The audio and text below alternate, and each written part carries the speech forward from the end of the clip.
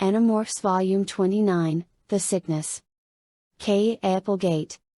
Chapter 1. My name is Cassie. I wish I could tell you my whole name. Because that would mean I was a nice, normal girl. But I'm not either one. Not nice. Not normal. Okay, my friends think I'm nice. Marco is always calling me a tree hugger. And even though I don't actually hug trees, I do care about them. Which makes me nice, right? A girl who cares about trees can't be anything but nice. Unless that girl has also ripped a living creature's throat out with her bare teeth. Which I have. I was in Wolfmorph, deep in battle. 7 Hork-Buyer against 6 of us. Jake gave the order to retreat. And either right before he said it, or right after, I yanked the throat out of the Hork-Buyer I was fighting. I hope it was right before. I hope that I didn't go in for the kill when I could have just run. But I'm not sure. That's why I don't think I qualify as nice. You've probably already gotten a clue why I don't qualify as normal. Here's the short version. An Andalite prince named Elfinger gave the power to morph to me and 4 of my friends. He knew he was about to die, and he didn't want to leave Earth defenseless against the Yeerk invasion. He showed us a small blue box. We pressed our hands against it. And we were changed. This morphing cube was lost for a while. Now we have it again. We've used it once, to add an Animorph to our group. Then we had to subtract that new Animorph. And we've kept the blue box hidden ever since. Since that night in the construction site, since that change, the 5 of us, plus Elfinger's younger brother, have been fighting the Yeerks. Yeerks are parasites. A Yeerk enters a host through the ear canal, flattens itself out on the brain, and takes over completely. The host creature can't scratch an itch unless the Yeerk wants it to. We call a being who has been taken over that way a controller. You must be thinking the Yeerks are pure evil. But let me tell you what it's like to be a Yeerk who isn't in a host. Yeerks are basically gray slugs. No hands, no legs, no eyes, no ears. If a Yeerk wants to be free, free to really move, free to see the beauty of the world around it, free to hear music or even the sound of rain on leaves, if a Yeerk wants that, it has to have a host. If a Yeerk wants to be free, it has to make another living creature a slave. Not an easy choice, is it? I know something about hard choices. I've made a lot of them since I became an Animorph. And one of the hardest was whether I wanted to be an Animorph at all. Because I know that when, if, this whole thing is over, it may be too late for me to be either nice or normal ever again. Like I said, I know something about hard choices. So, Cassie, here's your choice. If you were on a desert island, who would you want to be with you, Baby Spice or Marco? Rachel asked as we sat down at our usual lunch table. Huh? What else could I say to that question? It's the desert island game, Rachel answered. You pick 2 annoying people. Then you have to choose which of them you'd rather be on a desert island with. I glanced across the cafeteria at Marco. He and Jake were sitting at a table by the windows. Marco is not, I began. Rachel grabbed me by the arm. Hey, shush. Listen to Allison and Brittany, she whispered. I pulled my yogurt from my backpack and tried to eavesdrop without looking like I was eavesdropping. Allison and Brittany were sitting at the other end of our table. Maybe I should ask him to the dance, Allison said. This is what Rachel wanted me to hear. Do it, Brittany urged. Jake has gotten so cute. Wait. Did she say Jake? The Jake? Or some other Jake? I shot a glance at Brittany and Allison. They both stared over at Jake. As in Jake, the leader of the Animorphs. As in my Jake. Now you're probably picturing us walking around school hand in hand, maybe kissing by the lockers before class. But it's not like that. It's more an inside kind of thing. We've only kissed one time. Although I would like it to happen again. But most people at school don't have a clue we're together. Obviously. Hey, Allison. Hey, listen up. Allison looked over and Rachel shook her head slowly. Don't even think about it. Jake's with Cassie. My face got hot as both Brittany and Allison started checking me out. I'm not beautiful like Rachel. And I admit I sometimes have a little bird poop on my jeans. I spend a lot of time helping my dad take care of the animals at the wildlife rehabilitation center he has out in our barn, and birds, being birds, will poop. But that stuff doesn't matter to Jake. I know how he feels about me. Allison tossed her long red ponytail over her shoulder. It doesn't look like Cassie and Jake are together, she told Rachel. He's sitting over there. She's here. There, here. Why over there, as opposed to right here? Yeah, Brittany chimed in. Has Jake even asked her to the dance? They didn't even ask me their questions. They acted like I was invisible. I'm used to that. Rachel is one of these people who seem to go through life with a spotlight focused on them at all times. The dance? Of course he asked her to the dance, Rachel said. Then she stood up and grabbed my yogurt in one hand and my backpack in the other. Allison, Brittany, we, Cassie and I, are going over there. Why over there? Rachel marched across the cafeteria toward Marco and Jake. I had no choice but to follow. You and my cousin make me want to hurl, she said over her shoulder. Jake can face death every day, but he can't manage to ask a girl to a dance. And you're no better. Me? What am I supposed to do? I protested. Duh? Even Allison the airhead knows, Rachel said. Rachel sat down next to Marco. She put my yogurt down next to Jake. I took the hint and sat next to him. We are all going to the dance Thursday night, Rachel informed Jake. And you are taking Cassie. Jake choked on his macaroni and beef. Marco started banging him on the back. So, Rachel, I guess that means you need a date, too, huh? Marco said. I could make time in my busy schedule. Look at that. A flying pig, Rachel exclaimed. Then, oh, sorry, my mistake. I thought for a minute I saw a flying pig. But I didn't. And that's the only time I would go out with you. Jake was recovering. His face was red. I waited for him to tell them we wouldn't be going to the dance. I thought he'd say that we had to spend that night doing some kind of Yeerk surveillance or something. But Jake just smiled at me. We could use a night doing something nice and normal. Oh, man, Marco moaned. What? Every time we try to do something nice and normal it ends up turning out nasty and weird, he said. Every single time. Chapter 2. The dance. Picture loud music. Picture chips and dip and a bowl of trail mix. Picture the lights low, the decorations limp, the teachers standing outside the restrooms discussing whether there would be a teacher strike.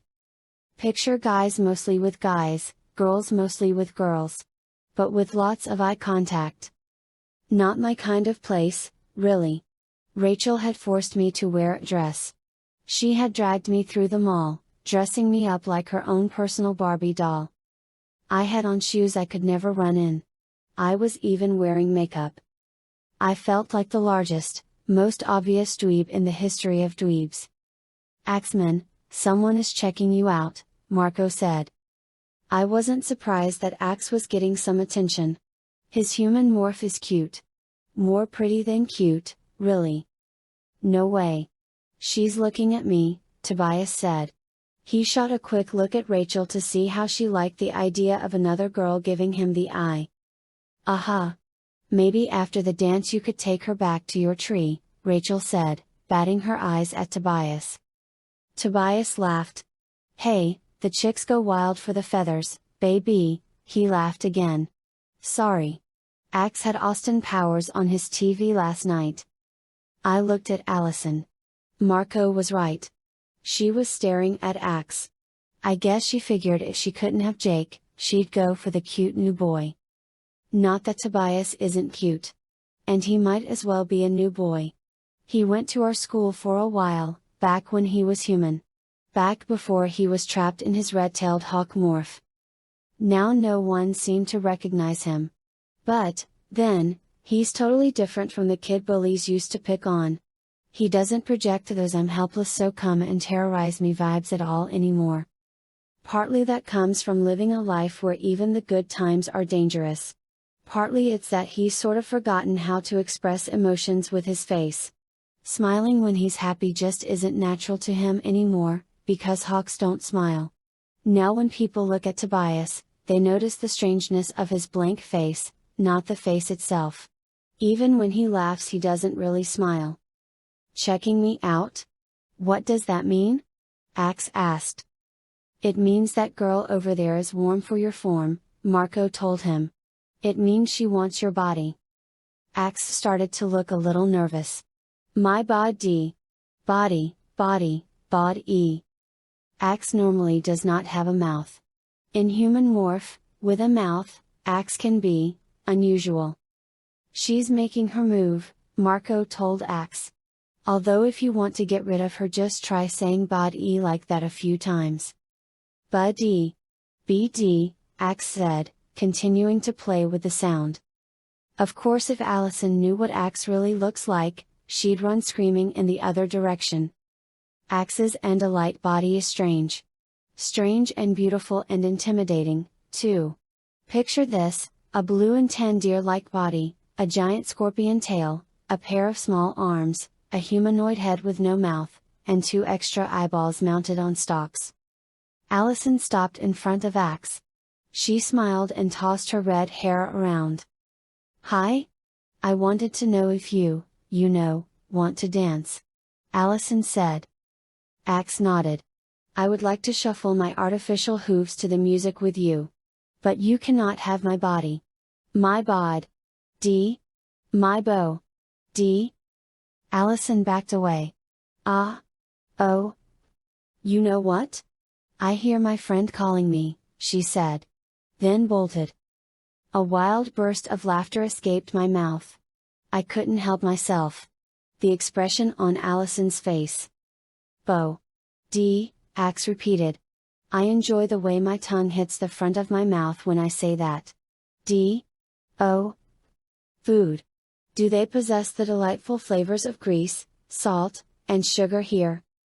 Axe also likes to use his mouth to eat. To a dangerous extent. Sometimes when I watch Axe experiencing the sense of taste I find myself thinking about the Yeerks.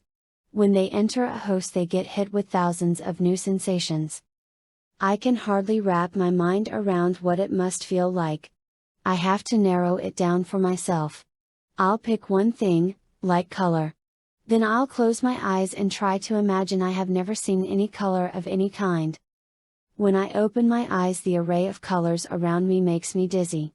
And color is only one part of sight. And sight is only one of the new senses Yeerks experience in a host. I didn't bother telling my friends what I was thinking about. None of them are all that interested in considering the joys a Yeerk can find in a host. Not that I blame them. Yeerks are the enemy. It's easier for us to do our job if we see them as evil. Pure evil. I shook my head and told myself that a dance wasn't the time to get all philosophical. Especially my first real kind of date with Jake. A date involving an actual dress. And makeup. I tuned back into the conversation. "Baby Spice or Oprah?" Marco was saying, looking thoughtfully at Rachel. "What do you have against Oprah?" "She's on my list of people I've heard way too much about." "You have an actual list?" Tobias asked skeptically. I smiled. It was just dumb, normal, pointless conversation. It was nice to be normal sometimes. Jake must have felt the same way. Our eyes met. "Want to dance?" "I'm not very good," I said. "I dance like a lumberjack," Jake said. "Like a lumberjack who's just chopped off one of his own legs," Marco interjected helpfully. "Like a one-legged lumberjack whose remaining leg is a tree stump and..." Jake grabbed my hand and pulled me out onto the dance floor. The dance floor formerly known as the basketball court. And then I was dancing. With Jake. I gave a little twirl of happiness. Is it horrible to admit that I hoped everyone was watching? Especially Allison. Even if it's horrible, it's true. I like the idea of everyone knowing that I, Cassie of the sometimes bird-pooped jeans, was with Jake. Jake smiled at me. He has a great smile, even though it always looks a little strange on his face. Just because he's usually so intense, making life and death decisions for us all. Making more hard choices than I ever have to make. I smiled back, and gave another twirl. I spotted Axe, Marco, Rachel, and Tobias dancing in a group nearby. I hoped that Rachel and Tobias got a chance to break away and have a dance by themselves. I tried to catch Rachel's eye. I thought maybe I could give her some kind of signal that she and Tobias shouldn't spend the whole night hanging with Axe and Marco. But Rachel's gaze was locked on Axe. As I watched, an expression of amazed horror crossed her face. What was wrong? I jerked my eyes to Axe, and felt my own face twist into an expression that mirrored Rachel's. Axe's head. A lump on the top of Axe's head was throbbing to the music. We have a problem, I whispered to Jake. Chapter 3. Jake and I shoved our way through the massive bopping, spinning, shaking bodies. By the time we got to the group, Marco had his flannel shirt off. He started to fold the shirt into a bandana just as. Boing! Axe's eye stalk burst out of the lump. I did a quick scan of the gym. Had anyone seen? No. Everyone was busy dancing. Or hoping someone would ask them to dance. Or psyching themselves up to ask someone to dance. Rachel grabbed the shirt out of Marco's hands and wrapped it around Axe's head. And here's the thing about Rachel, even in a crisis, the bandana actually looked good. Axe, you're starting to demorph. You've got to stop, Jake told him. Axe giggled. Demorph. D. That is a very pleasant mouth sound. D? He's delirious, I said. I felt the adrenaline start to pump through my body. This was a very bad situation here. Another D, Axe said happily, swaying. I heard a soft shushing sound. And a patch of blue fur sprouted on Axe's neck. Equipment room should be empty, Jake said. To the right of the bleachers. Far side. Move. We formed a circle around Axe and headed across the dark, noisy gym as fast as we could. We reached the equipment room door. I grabbed the doorknob. Turned it. Locked. Out the guys' locker room windows, Marco said. 2 teachers always supervising in there, Jake reminded him. Not in the girls', Rachel told him. Go straight behind the punch table. The line in front will give us some cover, Jake ordered. You're telling me there's no teachers monitoring the girls' room? Marco demanded. That is so unfair. We squeezed between the punch table and the wall, all of us keeping one hand on Axe. We'll meet up in the parking lot, Jake said when we reached the locker room. He, Marco, and Tobias let go of Axe and turned toward the main exit. I jerked open the door. And Brittany and Allison walked out in a cloud of Love's baby soft perfume. She wants my body. Biddy? Axe screeched in terror. He broke away from me and Rachel and bolted for the main exit. He's heading toward Chapman and Mr. Tidwell, Rachel cried. Vice Principal Chapman. A known controller. And Mr. Tidwell. The strictest teacher in the school.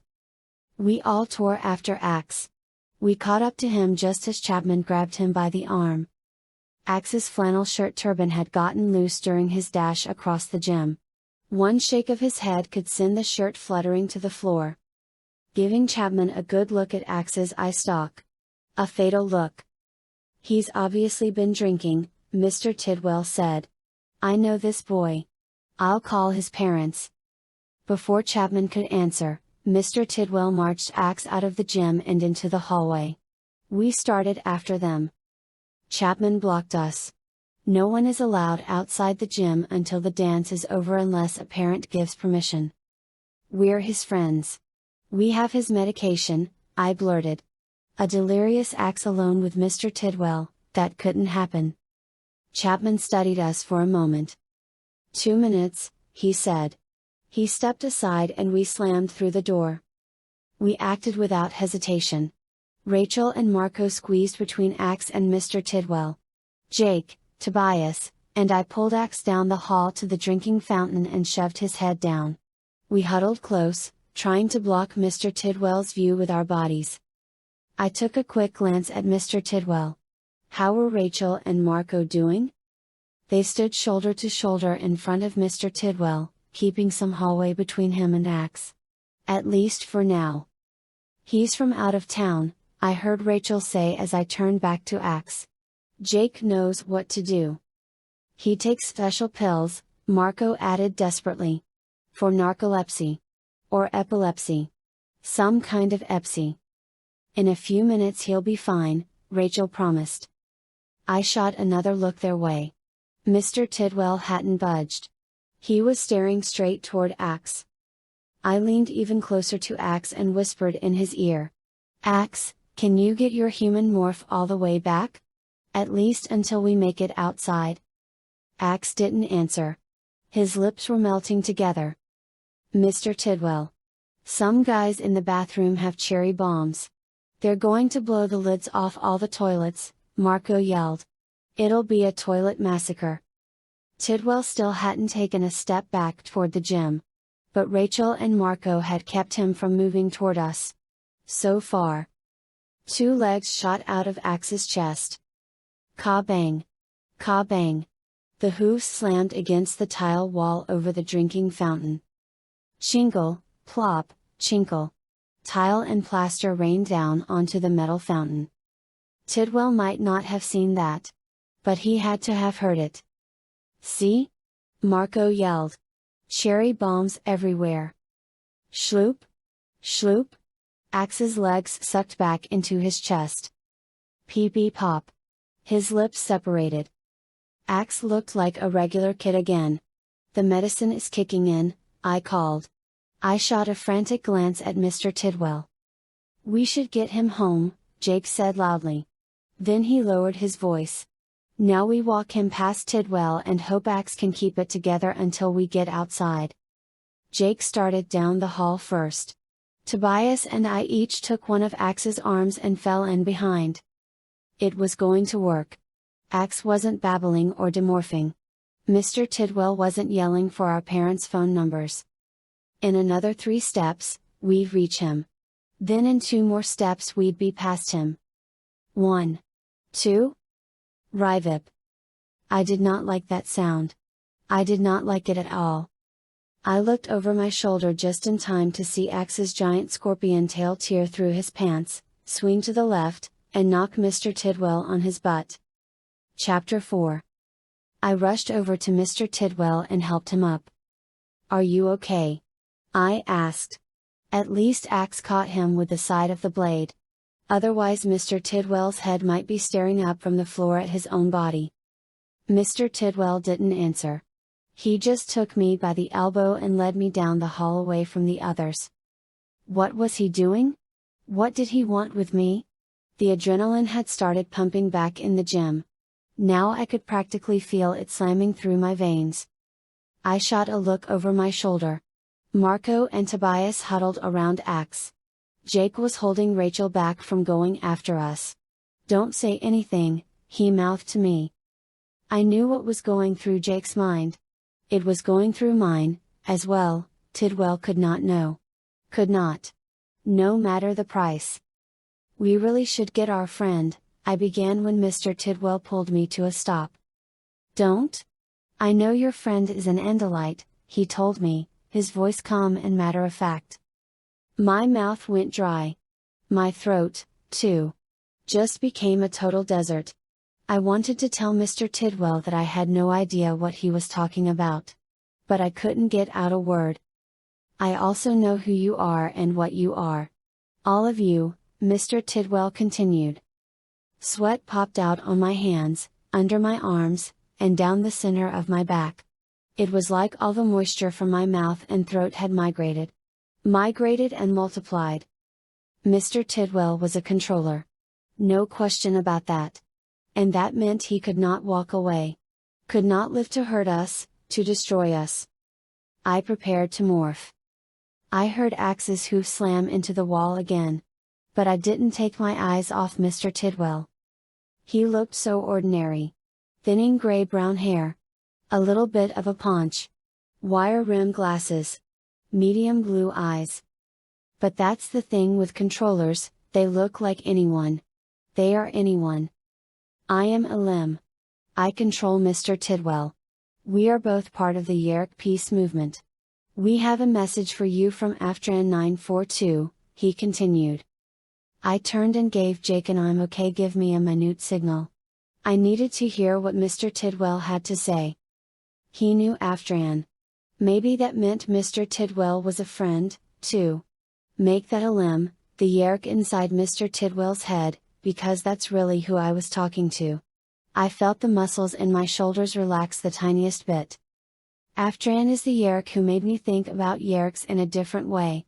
Aftran made me realize that Yeerks are individuals, no two alike. She forced me to accept that all Yeerks are not our enemies. The night I ripped the throat out of the Hork buyer, I also killed Aftran's brother. Aftran's brother was the Yeerk controlling the Hork buyer. Aftran, in the body of Karen, her little girl host, had tracked me down, planning to turn me over to Visser 3. Long story short, I saved her life. She saved my life. And then Aftran willingly returned to life as a blind, helpless, slug-like creature. She sacrificed her freedom to free Karen. Bud D, Axe bellowed, jerking me out of my thoughts. I cleared my throat. What message? Aftran has been taken by Yeerk security, he answered. When? I demanded. Is she okay? What has she told them? Why didn't you find me sooner? Mr. Tidwell held up both hands. Aftran is unharmed, for now. She hasn't been questioned yet, he told me. Visser 3 wants to handle the interrogation personally. A cold lump formed in my stomach.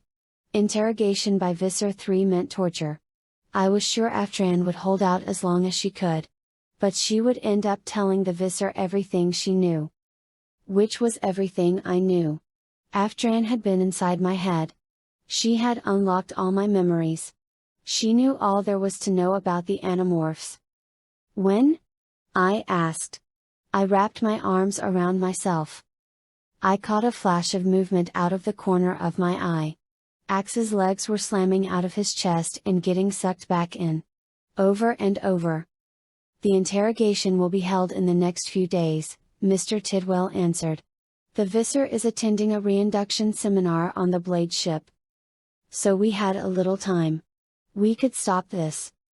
Mr. Tidwell's watery blue eyes searched my face. I'm sure you understand that Aftran could destroy the Yeerk peace movement. And you? I nodded. Where is she being held? Mr. Tidwell swallowed hard. Aftran is imprisoned in the Yeerk pool.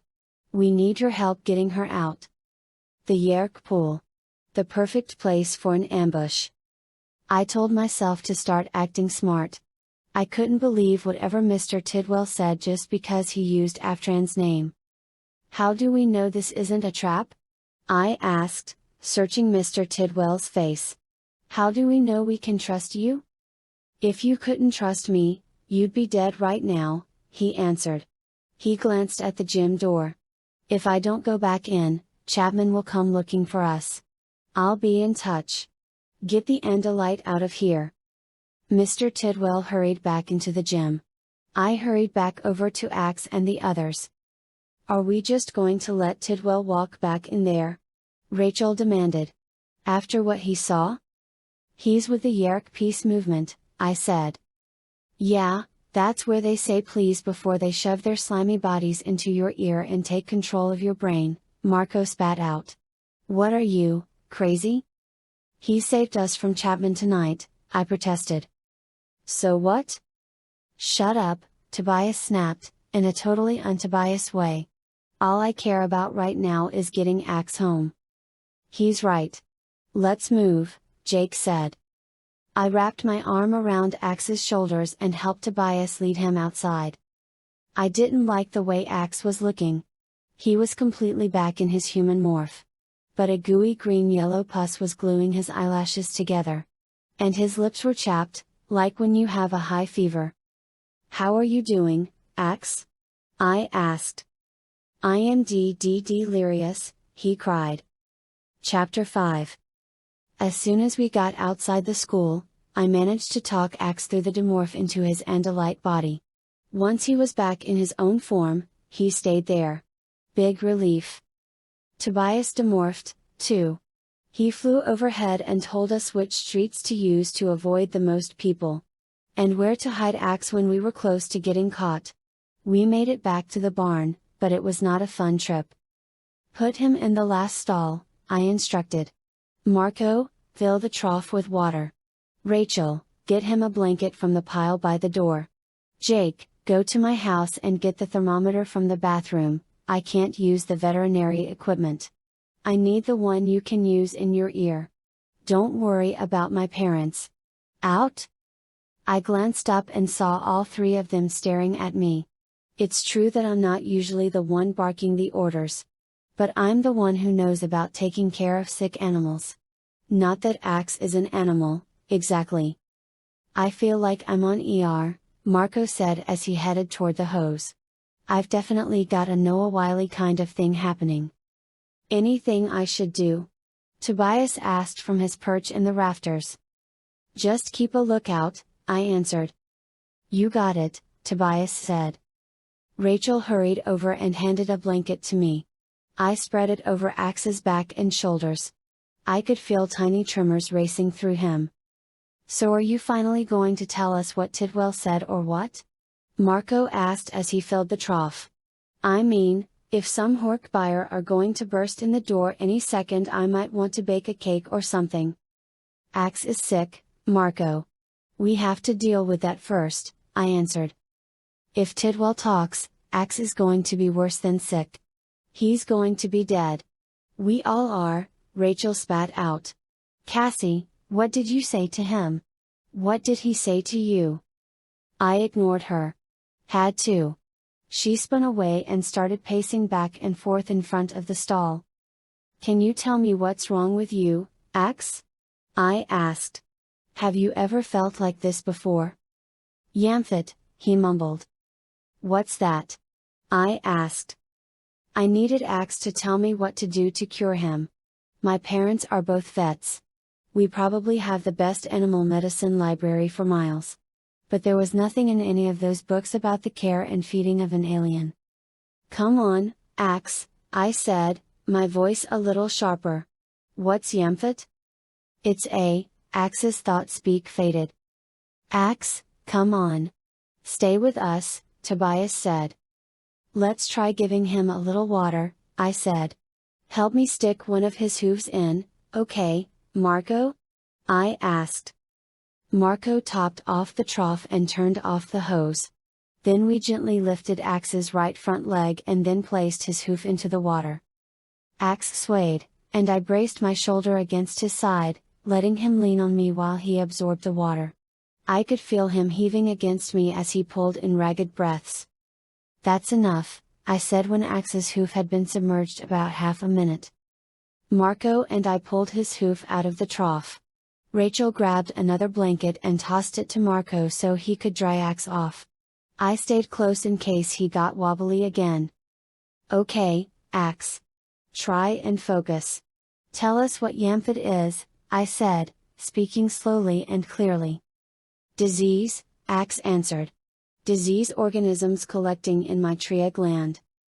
Jake rushed back into the barn. Got the thermometer. He slapped it into my hand scrub nurse style. Then he sat down and leaned against the side of the stall. I slid the thermometer into Axe's ear and waited for it to beep. When it did, I pulled it out and checked the reading. 95.5, I told the others. "I was sure he had a fever," Rachel said. "He might," I told Rachel. "But we don't know.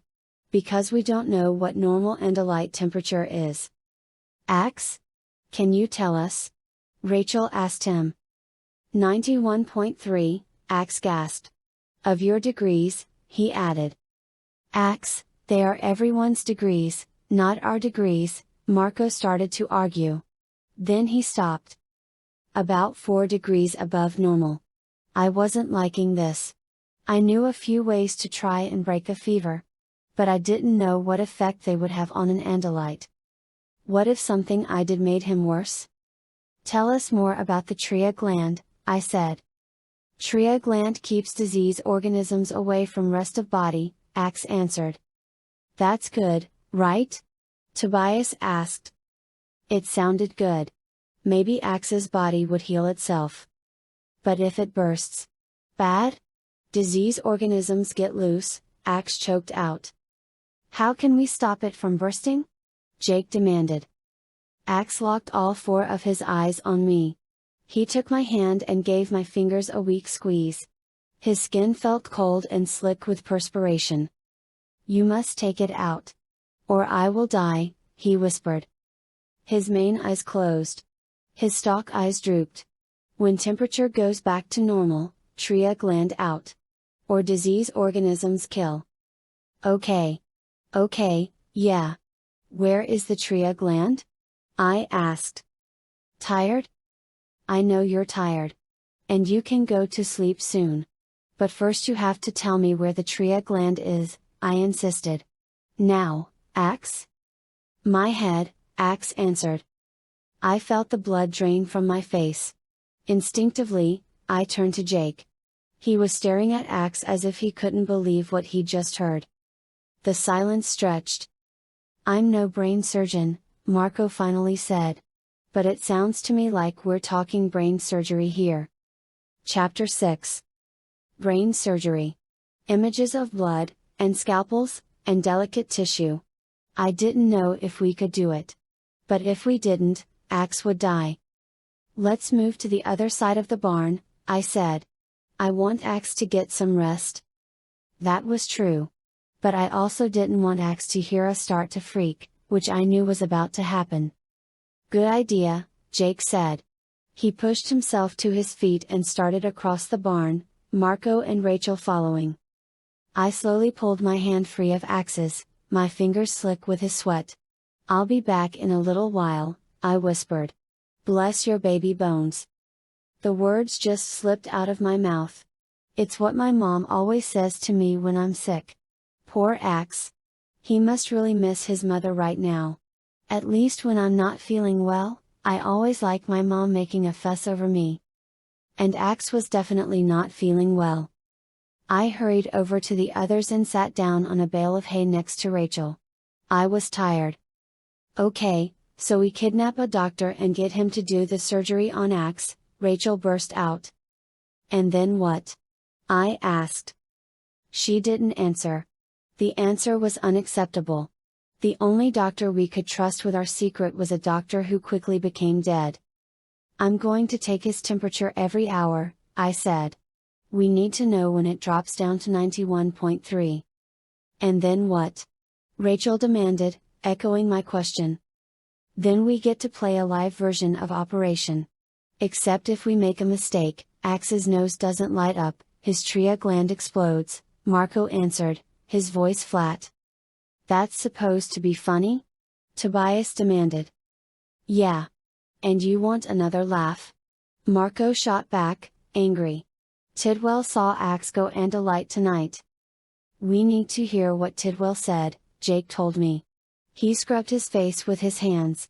His drawn, pale face. I pulled in a deep breath. Mr. Tidwell is part of the peace movement, I began. The Yeerk inside him, Elim, had a message for me from Aftran. She's been captured. Sunday night Visser 3 plans to interrogate her. Elim wants us to rescue her. No way. It's a trap, Marco interrupted. If the Yeerks already know who we are, why bother with a trap? Why not just come to our houses and kill us? We both turned to Jake. He rubbed his face again. Coming to our houses would be messy. Attract attention. Getting us all to the Yeerk pool is a decent strategy. Probably it is a trap, but we still have to go, Rachel said. because if Tidwell or Elim or whoever is telling the truth, we're dead meat. Aftran will crack when the Visser interrogates her, and she knows everything about us. Everything? Right, Cassie? She said acidly, looking angrily at me. I met her gaze without blinking. My voice was steady. That's right, I answered. I wasn't going to pretend that we wouldn't be in this situation if it wasn't for me. Marco had been about to kill Aftran. Which meant killing Karen, too. I let Aftran into my own head to get her out of Karen's body. To save the life of a person I didn't even know, I risked the lives of my friends. I'm not all noble and wonderful. I did it because I was a coward. I couldn't take the life of that little girl, or let Marco do it for me, even though I knew that by letting her live a whole planet full of people might die. Or worse, become infested by Yeerks. I risked all those lives on a pathetic little wish. A wish that together Aftran and I could make the first step toward peace between Yeerks and humans. My wish came true. Aftran didn't turn me over to Visser 3. She didn't use the information she found stored in my brain against me and the others. Instead she chose to live without a host. Blind and almost immobile. My choice turned out to be the right one. Or had it? Rachel's right. We have to go in, Jake decided. Tonight. If it's a trap, they won't be expecting us this soon, since Elim told us the Visser will be gone until Sunday. What about Axe? Tobias asked. That's another reason to go in tonight, I said. We get back before Axe hits his crisis. We can't leave him in the barn, Jake pointed out. Cassie's dad comes in here all the time. Maybe we could fix up some kind of extra shelter around his scoop, Tobias suggested. I shook my head. Too damp in that field, I said. Eric, Marco said. The Chi owe us. Good idea, Marco, Jake said. Go. Now. Chapter 7. Marco morphed and took to the air. The rest of us watched Axe sweat and tremble. The Yeerks have probably figured out how we got in last time, Rachel said.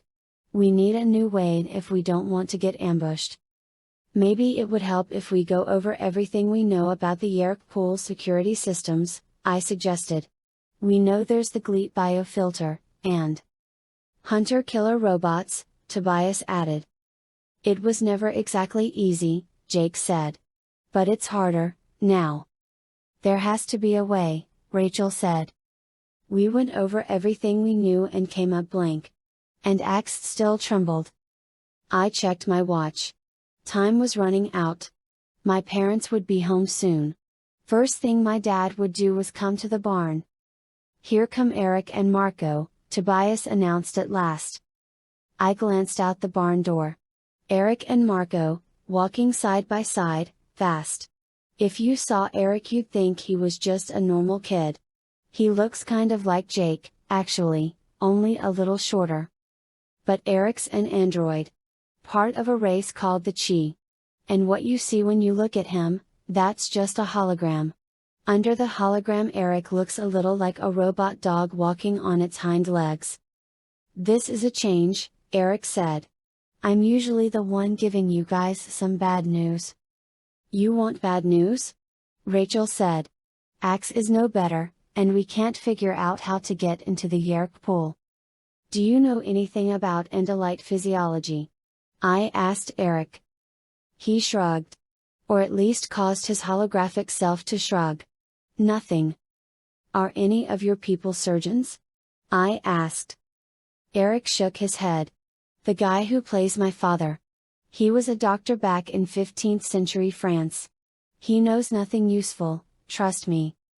Eric, does the Yeerk pool have toilets? Marco demanded suddenly. Marco, not the time, Jake muttered. Marco, Rachel warned, be useful, or shut up. Come on. It's practically like a city down there, Marco continued. They must have a place for the human host to take a leak or get a drink of water, he insisted. Sinks, toilets. They've got the works, sure, Eric answered. The Chi are heavily programmed against violence. But that doesn't mean they don't hate the Yeerks. And they are the best spies you can imagine. That means they have plumbing.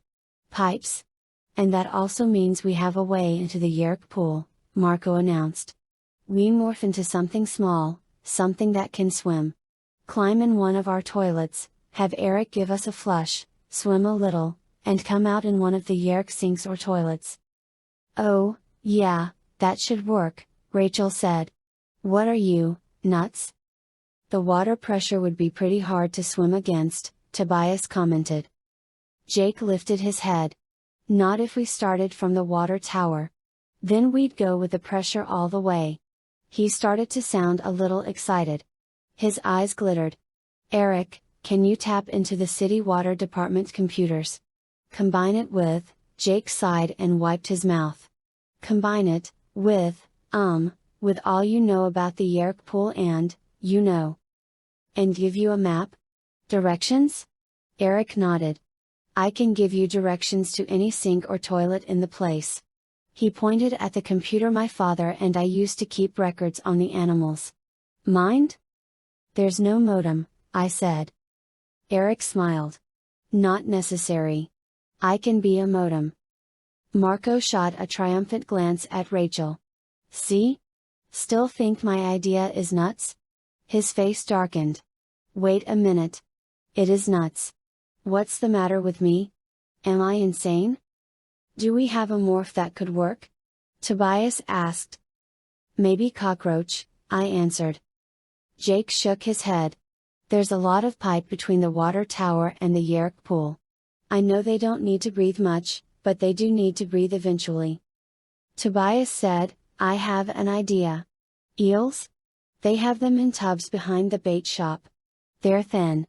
And they're pretty fast, I think. Tasty? When I made a face, he said, Hey, you think it's easy catching a mouse every day? Eels? Do it, Jake ordered. A second later, Tobias was gone. Come on, Eric. We'll show you Axe's stall where we want you to do the hologram, Marco said. Axe was asleep.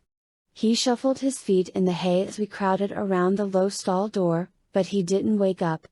I did a quick temperature check on him. 95.7. Not much of a drop. Good. He wasn't close to the crisis point yet. I think the best thing is for me to stay in the stall with Axe, Eric said. I can project a hologram around us both. He slipped into the stall and closed the door behind him. A moment later, it was like he and Axe had disappeared. The stall looked completely empty. I leaned my head over the stall door. The air shimmered around me, then Eric and Axe appeared. Thanks for doing this, Eric, I said. No prob, he answered. Don't you want a book to read in there? I asked. It's going to be boring. I have several thousand books stored in my brain. Sometimes I pass the time by seeing how many I can read and comprehend at the same time. Okay. Forget I asked. I pulled my head out of the stall. I took a closer look at the hologram protecting Axe and Eric. No wrinkle or ripple or shadow to make my dad suspicious. Unless he tried to go inside. He won't, I told myself. He'd be too busy taking care of all the sick animals in cages to go poking around in an empty stall. I hoped. I just had a thought, Marco said. I'll buy you a card to commemorate the moment. Rachel, of course. Marco didn't bother with a comeback. If Axe goes into delirious mode, he could go running into town with underpants on his head or something. Eric won't be able to stop him. He was right. The Chi aren't programmed for violence. Any kind of violence. I looked at Jake. When stuff like this comes up, we all pretty much look at Jake. Jake dropped his head back and closed his eyes for a long moment. Then he made his decision. We've got to risk it. If something goes wrong at the Yeerk pool, it might take all of us to fight our way out. I heard the flap of wings. Something oily slithered down my shoulder, then plopped onto the barn floor. Sorry, Tobias apologized. I dropped the thing 8 times on the way back. Lost the other one completely. Hence slippery as an eel, Marco joked. By the way, what with this being a crisis and all, I'm not even going to mention the sheer, bizarre, utter stupidity of taking a long ride through the city water supply, but, just for the record, this is insane. He picked up the eel and held it for a moment, absorbing its DNA. Then he handed it to Rachel. When she was finished, she handed it to Jake. He held it briefly, focusing, then passed it to me. Did you get it already? I asked Tobias. Yeah, he said. Eels? Why don't I just keep my mouth shut? Slimy little thing. Looks like a Yeerk. I glanced around the group. I feel like we're missing someone, I said. Then it hit me. Really hit me. Axe? We'd be doing this mission without Axe. Chapter 8. An hour later Jake, Rachel, Marco, and I were treading water inside the water tower that sits in a corner of the mall parking lot, shivering in the cold water. You've seen the water towers I'm talking about, usually painted sky blue. Steel. 4 long legs and a big steel tank on top. It was not high-tech. Basically they pump water up into the tower, and gravity lets it run down to homes and businesses and the girls' bathrooms at schools. It was dark in the tank. Like being in a big swimming pool on the darkest night. Creepy. Except that this was the easy part. I kept repeating Eric's instructions. The precise number of large pipes, water mains, we'd pass by on left and right. The elbow turns. The main we had to turn into. Then the downward elbow, the smaller turnoffs, and finally the long vertical drop that would signal we were descending to the Yeerk pool. It was too much detail. Axe would have remembered it all. But Axe wasn't with us. Okay, remember, the pipes are just a road. Lots of turns and twists, but if we follow Eric's instructions we'll come out in a pipe that feeds directly into the Yeerk pool. The tap is almost always open. The Yeerk pool sludge is largely composed of water. Jake was trying to keep everyone calm. But he didn't sound too calm himself. Somehow I'm gonna end up getting flushed, Marco said grimly. There is going to be flushing involved. Let's just do this, Rachel yelled impatiently. She sounded cold. I could barely see her in the faint light from the access door we'd left open. I turned my attention to the eel DNA inside me. The sound of my teeth chattering distracted me a little. Then the sound changed. It became higher and lighter. That's because my teeth were changing, multiplying, growing longer and thinner and razor sharp. Morphing is totally unpredictable. It's not like your body starts changing with the top of your head and goes on down to your toes. Or that your whole body changes altogether, like a movie in slow motion. It's grosser than that. Weirder. Stuff pops out. Like the long, narrow fin that had appeared all the way down Jake's back. Other stuff disappears. Like Rachel's blonde hair, which just got sucked into her head like a whole bunch of spaghetti into a very hungry mouth. Popping and shrinking is only part of the deal. My eyes shrank and rolled down to the tip of my nose. My nose and chin stretched out around my new needle teeth. My forehead collapsed. My bones liquefied, and my body caved in on itself until it was pencil thin. Arms collapsing into my sides. Legs withering away completely. I felt a tickly, itchy feeling as a long fin sprouted all the way down my back and gills opened up behind my mouth. Teeny tiny scales popped up all over my new body like goose pimples. Then an oily, slippery goop drenched me, oozing from my own body. Everybody done? Then let's book. Straight out the hole in the bottom, Jake ordered. I caught a flash of movement to my right. Food. Live food. Zip. Chomp. Hey? That would be my tail. Whoever just bit me, get a grip, Tobias complained. Man, for a scrawny little thing with a pencil body, eels are aggressive. The eel's instincts were telling me to bite anything that moved and ask questions later. And eat. I wanted live food. Then, chomp. Sharp teeth bit into my midsection. Okay, everyone stop biting, I yelled. Including me. I clamped down on the eel brain, pushing the simple, screaming instincts away. No biting, I told myself. No biting. But then, something moved and... No. I stopped myself in the nick of time. I am one mad little worm, Rachel said with a laugh. This eel has serious attitude. Let's just go, Jake said. I began to move with a fluid, shimmying motion. Muscles stretched on one side, tightened on the other. My body went left, right, left, right. My tail whipped back and forth. Down and down. Maybe just 30 feet to a human, but a long dive to an eel the length of someone's finger. And, as we descended, I began to feel the current. We were at the bottom of a huge sink. We were going out through the drain. The water began to rotate, a tornado. Around, around, faster and faster. Then, suddenly. Whoosh! Straight down at 1,000,000 miles an hour.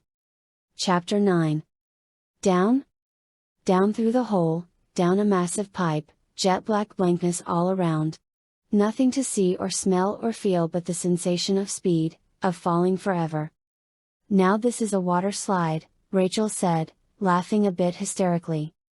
I pulled some water into my mouth and pumped it over my gills. Had to remember to breathe. I whipped my body back and forth as hard as I could. We were going fast. But I wanted to go faster. Otherwise I was just a projectile, unable to keep my head forward and tail back. Suddenly, we were horizontal. But the speed didn't lessen. We were rocketing. Tearing along the pipe, blind, aware of nothing. No, not quite nothing. There was sound. Rushing water boiling around every slight imperfection in the pipe. And ahead a different sound. Louder? Water. Pipe? I yelled. We had a millisecond to react. We were at the pipe. The current yanked at my body and pulled it to the right. I fought it with all the sinewy strength of the eel's body. Then, we were past the water main. That was the first one, Jake said. Everyone stay sharp. A lot more coming up. We always heard them, but always almost too late. It was harrowing. A wrong turn and there would be no telling where we'd come out. We had 2 hours in Morph. If we ended up in some dead end, without an open faucet we'd be trapped inside the pipe. Trapped. Unable to demorph. Unable to get out. We would spend the rest of our lives as eels. Don't think about it, I told myself. But I guess I said it in thought speak because Tobias asked, don't think about what? Don't think about the fact that we could all end up trapped in a water supply tube heading to some toilet in some abandoned building that no one ever flushes, Marco said. Shh, don't think about it. Turn coming up, Jake said. Right turn. Then pass a left and take another right almost immediately. Then pass 2 and go left. We'll be there in a few seconds and the whole sequence will only take about 3 seconds. Don't think, don't talk, just react. Jake was in the lead. I was right behind him. Tobias right behind me, then Marco and Rachel. Suddenly. Turn? Pass? Right. Pass? Pass? Ah! Jake yelled. I ran into him, his tail was flailing madly. He'd been sucked into the wrong pipe. He was flailing, trying to back out, no time to turn. Chomp. I made a blind lunge. My razor teeth closed on tail. Hang on. I yelled. I felt Tobias pressing against me from behind. Tobias. Grab me. Sharp pain as Tobias clamped down on my tail. But now I couldn't swim. Tobias had me, but Tobias couldn't hold us against the current. Get Cassie. Marco snapped, having quickly grasped what had to be done. Chomp. Chomp. Don't ask me how they even found me, but they did. I was bleeding and vaguely in pain. But now it was 3 eels holding on to me. I contracted my body in a sudden, one-sided jerk. Jake was yanked back out of the pipe and into the main current. Thanks, Jake managed to say. Okay, which way now? Tobias asked. Jake hesitated. He sounded woozy. Really out of it. Had he been that scared? Maybe so, but Jake had never failed to cope. I got a flash of him sitting in the barn with his head in his hands. Then another flash of the way his eyes looked when Marco came up with his plan to get into the Yeerk pool. I thought his eyes glittered with excitement. I would have slapped myself if I'd had hands. Jake was sick. Chapter 10. I think Jake is sick. That's why he's so out of it. He's feverish. I sent my thought speak to Rachel, Tobias, and Marco. And I'm afraid it may be what Axe has. If he starts having demorphing spasms, he could get too big. He could get crushed in the pipes, Rachel finished for me. That does it. We've got to get him out of here, Marco said. But how? No. We're not aborting the mission, Rachel shot back. Marco and Cassie, you can deal with Jake. Tobias and I will go on. What, you're the boss now? Marco demanded. I can't remember if Eric said to take the third right after the second left or what, Jake mumbled. It's okay, Jake. It's okay, I reassured him. Yeah, I'm in charge, Rachel asserted. Someone has to be. Yeah, I'm going to happily follow some deranged violence junkie. You don't want me to be leader? Fine. How about Cassie? Or Tobias? Stop. Please just stop. I exclaimed. You're acting like Jake's dead or something. He's right here. I opened up the thought speak to include Jake. Jake, I think you have the Yamphit. What do you want us to do? There was a long moment of silence. Jake? Did you hear me? I finally asked. Let's get out of here. Shouldn't two of us go on? Rachel argued. I don't, no. No. We all get out, Jake ordered. How? We're lost. Marco said. I don't, Jake said woozily. I felt a wave of sick dread. We were lost. Lost in pipes that stretched for miles. Jake out of commission. No one with an idea. It's like air. Tobias said suddenly. What? Air currents, he said. Sometimes I fly at night. Back up in the canyons. You can't see the walls of the canyon, you can't see the opening of the canyon, and it's hard to get enough altitude to. The point? Marco snapped. Is there a point? The wind. It doesn't blow through canyon walls, it can only blow out through the opening. If you ride it, sooner or later, it'll take you out. Water is the same. Has to come out somewhere, right? So what? We ride the current? I asked. Yeah. We ride the current, going with the flow, wherever it's strongest. Simple? Simple, this? Marco muttered. We rode. We had no concept of time. No idea where we were, how much time we had left in Morph.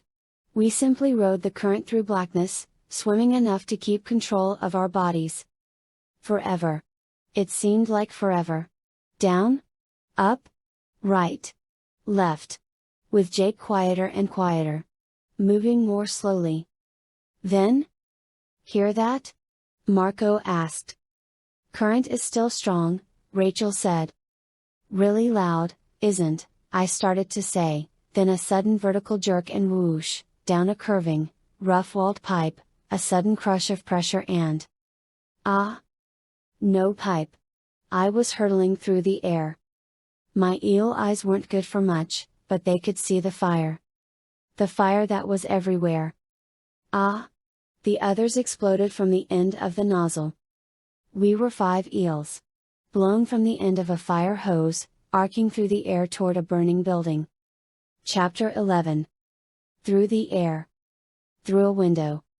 Splat. I hit, then skidded across a floor. Demorph. Rachel yelled. I didn't need any encouragement. The rush of water shoved me up against a stove. I was demorphing, water hammering me. But I didn't mind the water. The alternative was fire.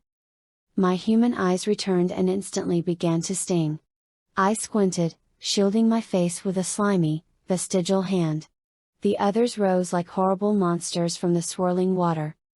We were in a kitchen. The main fire was in the living room. I saw stairs. Stairs, Jake gasped. Up? We staggered, a half-morphed bunch of nightmares, up the stairs, away from the fire. Other hoses must have been hammering through the upper windows because water came down the stairs like a waterfall. We made it to the second floor. Jake leaned over the railing and threw up. I don't see anyone up here, Rachel gasped, choking on the smoke. I nodded agreement. Then I started coughing. It didn't matter. We knew what to do. I don't think anyone noticed the birds of prey tearing out of a back window, singed and wet. We flew only a short way. Jake was too weak to stay in the air. We landed and demorphed. Well, that was fun, Marco said. Let's do that again, real soon. Must be this stupid Yamfit, Rachel said, helping me to hold Jake up. Jake was sick in eel form. Sick in human form, too. Yeah. And Axe got sick in his human morph, Tobias added. He was overhead, making sure we weren't being watched or followed. We'll try again after school tomorrow, Jake told us when he stepped off the ladder. If I'm not better, you'll have to go without me. I'm going home. Try to rest up. Marco and I will walk you, I volunteered. I'll morph to Al and fly back to the barn, Rachel told us. Check on Axe. And I'll ask him what he knows about how the Yamfit affects humans, then call you at Jake's. Jake wiped his mouth with his sleeve. You go back to the barn, too, Tobias. And stay there, he instructed. Eric's hologram is good. But it's not enough. If Axe fights his way out of the stall, morph into something big and stop him. If his temperature gets close to 91.3, I told him. Right. Okay. Wow. Man, my mind is gone. This sucks. Like the flu. That's how it feels. Like I have to. He bent over and heaved. Like you have to chuck? Marco suggested. Marco and I each wrapped an arm around Jake's waist and headed off. Fortunately, the water tower was on the same side of town as Jake's house. But it was still a long way. Rachel and Tobias took off. You ever notice how many different ways there are to say throwing up? Marco asked as we passed Dunkin' Donuts, the first in the row of fast food places dotting the main street running through town. There's vomiting, of course. Hurling. Tossing your cookies. Puking, a classic. Ralphing. I was glad Marco was filling up the silence. Even though I thought he could have come up with a better topic. There's cascading. But I prefer the terms that are more real. Like blowing chunks. Spewing your guts. Marco took a deep breath and kept on talking as we made our way past Taco Bell. Tangoing with the toilet. That's a good one, he said reflectively. Technicolor yawn. Jake broke away from us, staggered over to the curb, and, fill in your favorite term for puking here. I give that a 4, Marco told Jake. Sorry, guy? But your projectile force was not where it should be. Jake started to straighten up. Then his knees buckled. Marco and I reached him just before he hit the pavement. Marco wrapped one of Jake's arms around his shoulders. I slid his other arm around me. Then Marco and I made a seat for Jake by linking hands underneath him. Soon Marco and I were huffing and puffing too much to talk. We turned off the main street, heading deeper into the residential section. A few porch lights were on, but it was pretty dark. And quiet, except for said huffing and puffing. Almost there, Marco panted. We turned onto Jake's block. When we reached Jake's porch, we gently lowered him to his feet. He wobbled a little, but managed to stay upright. Don't let Tom see me. In case I morph, Jake muttered. I raised my hand to knock, but Jake's mom opened the door before we even had time to knock. Jake has the flu, I lied. I know. I'm on the phone with Rachel. Jake's mom held up the cordless. She said you were on the way. I think Jake's about to blow again, Marco exclaimed. He hustled Jake off down the hall toward the bathroom. Can I talk to Rachel for a second? I asked. Jake's mom handed me the phone. Rachel? It's me, I said. Jake's lucky, Rachel told me. Our other friend has a much worse case of the flu. Our other friend says he thinks Jake will just get the usual flu. You know, fever, throwing up, headache. Our friend has some long, partially delirious explanation that you don't want to hear. Great. That's a relief at least, I said wearily.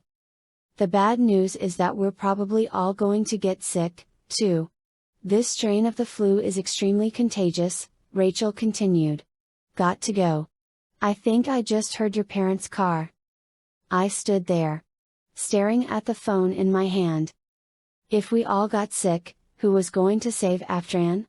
And who was going to operate on Axe? Chapter 12. I scrubbed my hands with hot, soapy water. Then I used my elbow to open the operating room door. He's at the crisis point, Noah Wiley told me as I approached the patient. He slapped a shiny scalpel into my hand. You're going to be just fine, I told the patient. I trust you, Cassie, the patient answered.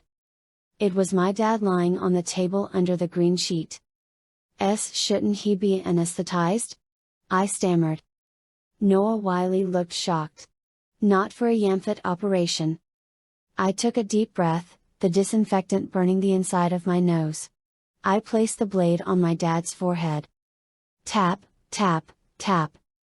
I looked up and saw Jake, Marco, Rachel, and Tobias behind the glass of the observation room. They tapped on the glass and waved to me. I turned my attention back to my dad. But it wasn't Dad on the table anymore. It was Axe. I didn't know where to make the incision. Was the trachea gland in the front of the head? The back? Tap, tap, tap. Why were they tapping again? Didn't they know this was a delicate operation? I needed to concentrate. Tap, tap, tap. The sound finally jerked me awake. Cassie, you're going to be late for school, my mom called.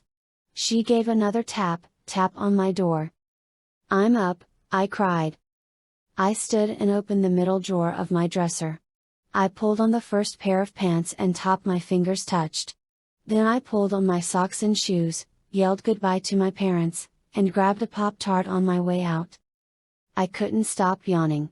I felt as if I'd only gotten about 15 minutes of sleep. Marco and I had taken turns watching Jake last night. Marco was there now. He would be until Tom left for school. We thought in his fever Jake might start talking about something that would prove fatal if Tom overheard.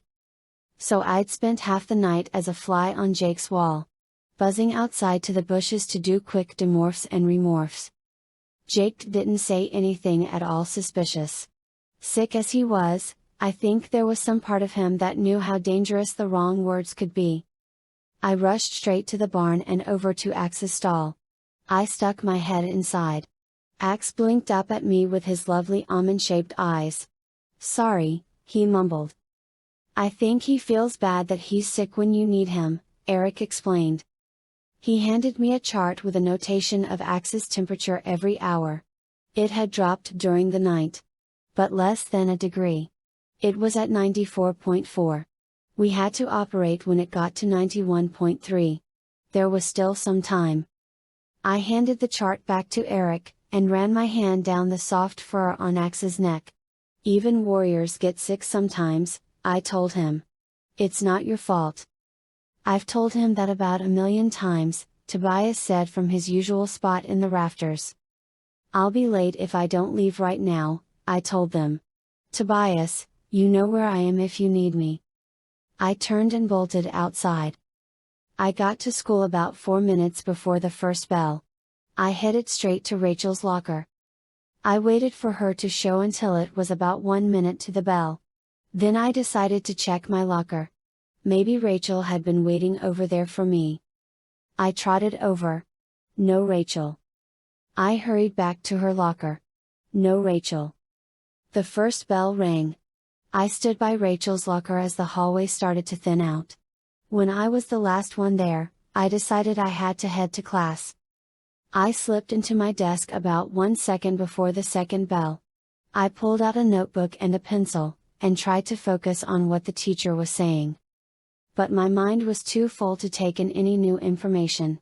I kept wondering how low Axe's temperature was now. And how Jake was doing. And where Rachel was. At least I could answer that last question for myself. I raised my hand and asked permission to go to the bathroom. My teacher wasn't too happy that I hadn't gone before class started, but she handed over the pass anyway. I rushed out the door, past the bathroom, and down to Rachel's first class. I peered in the little square window. Rachel was not inside. I turned and headed to the payphone outside the gym. When I got to the phone, I punched in Rachel's number. Rachel's mom answered on the second ring. "It's Cassie. Is Rachel there?" I blurted. "Rachel just fell asleep," Rachel's mom told me. "She was throwing up half the night." Chapter 13. When it was finally time for lunch, I rushed straight to the cafeteria. I scanned the tables for Marco. I felt a tap on my shoulder and figured Marco had found me. I turned around and saw Mr. Tidwell standing there. "We need to talk about the Spanish club party," he said. He was trying to sound calm. But I could hear the tension in his voice. That was okay, he was probably hearing tension in mine. He led the way into an empty classroom and shut the door behind us. "Visser 3 will be returning earlier than expected. Aftran's interrogation may begin as early as 8 tonight. You have to act quickly." As he spoke, I couldn't stop myself from staring at his mouth. A Yeerk was moving his lips. Controlling his tongue. Was the Yeerk tightening the muscles in Mr. Tidwell's throat to create that sound of tension I'd picked up on? Was it all part of some plan to make me trust him? To make sure I convinced my friends to walk right into an ambush? "Why did you come to me?" I asked suddenly. "You say you know all about us. So you must know Jake is our leader. Why not go to him?" Mr. Tidwell sat down on the teacher's desk. "Aftran trusts you. Only you. She said you had proven yourself to her," Mr. Tidwell explained. Elim, I mean. It was so hard to think of him as anything but Mr. Tidwell. I wished Elim hadn't singled me out of the group. We should all be here. At least all of us who could be. The only thing I could do was try and make sure I asked everything the others would ask if they were here. It wasn't hard to figure out what Marco would want to know. "I have another question. What about Mr. Tidwell? The real, human Tidwell?" "When I first entered Mr. Tidwell, I was not part of the peace movement," Elim admitted. "He was an involuntary host. No. That is too nice a way to say it. He was my host, my slave." His eyes looked a little more watery than usual. Could the Yeerks control functions that were involuntary for humans? Could the Yeerk just push a neuron or something and stimulate a host's ear ducts? It was partly experiencing Mr. Tidwell's distress that led me to join the movement, Elim continued. His howls of fury and agony forced me to accept what I had done to him. At the same time I began to hear about a group of Yeerks who thought it was wrong to take an unwilling host. I nodded. It made sense to me. Hearing the endless cries of another sentient creature, knowing you had caused its pain. How could that fail to have an effect? Then I remembered something Aftran had told me. To most Yeerks, humans are like pigs. Just meat. Oink, oink. It didn't happen all at once, Elim continued. But gradually I realized that I did not want to inhabit Mr. Tidwell's body if it meant sacrificing his freedom for mine. And now, Mr. Tidwell has something to say. I am repeating his thoughts as I hear them, Elim said. Can't you let him talk for himself? I asked. I am speaking for myself, Tidwell said. How can I know that? You can't. I hesitated. Okay. What do you want to say? Cassie, I invited him to stay in my body, Mr. Tidwell explained. I thought together we could do more for peace than he could do alone. He is within me now with my permission. There was no change in his voice or manner. But there wouldn't be. Tidwell swallowed hard. My wife died a few years ago. For a long time, I didn't care about anything. I stumbled through my life. Getting myself to school. Getting home again. He leaned forward, his eyes locked on my face. When Elim gave me my freedom back, I realized I wanted to do something with it. So I decided to join the fight. What could be more important? He said. And Elim and we've become friends. He's actually very good company. I didn't know if Marco and the others would believe that what I'd just heard was actually Mr. Tidwell and not some Yeerk trick. I wasn't sure I did. But I wanted to believe it. Look, I want to help you, I told Mr. Tidwell/Elim. But 3 members of the group are sick. Really sick. As in one requiring brain surgery. Isn't there some way the Yeerk peace movement can rescue Aftran without our help? Elim speaking now, he told me. The peace movement is growing. We now have nearly 100 members. But not all the Yeerks in the movement have hosts. And not all the hosts the others have are suitable for battle. Elim gave Mr. Tidwell's paunch a pat. Can you imagine trying to fight Horkbyer in this? He asked. I'm sorry to hear that members of your group are ill. But when the Visser finishes with Aftran, he will know everything. And then every Yeerk in the peace movement will be dead. Their hosts as well. Everyone who has ever helped you will be rounded up and made controllers, Elim continued. Everyone you care about will be made controllers.